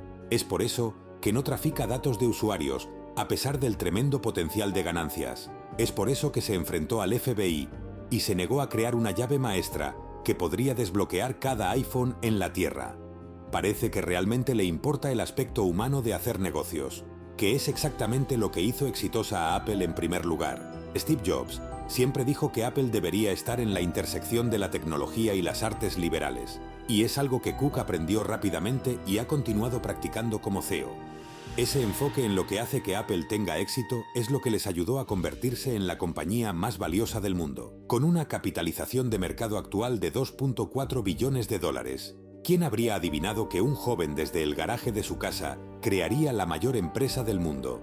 Es un viaje increíble que vale la pena recordar, porque aunque es posible que no te conviertas en el próximo CEO de Apple, siempre tienes la opción de iniciar un viaje increíble por tu cuenta.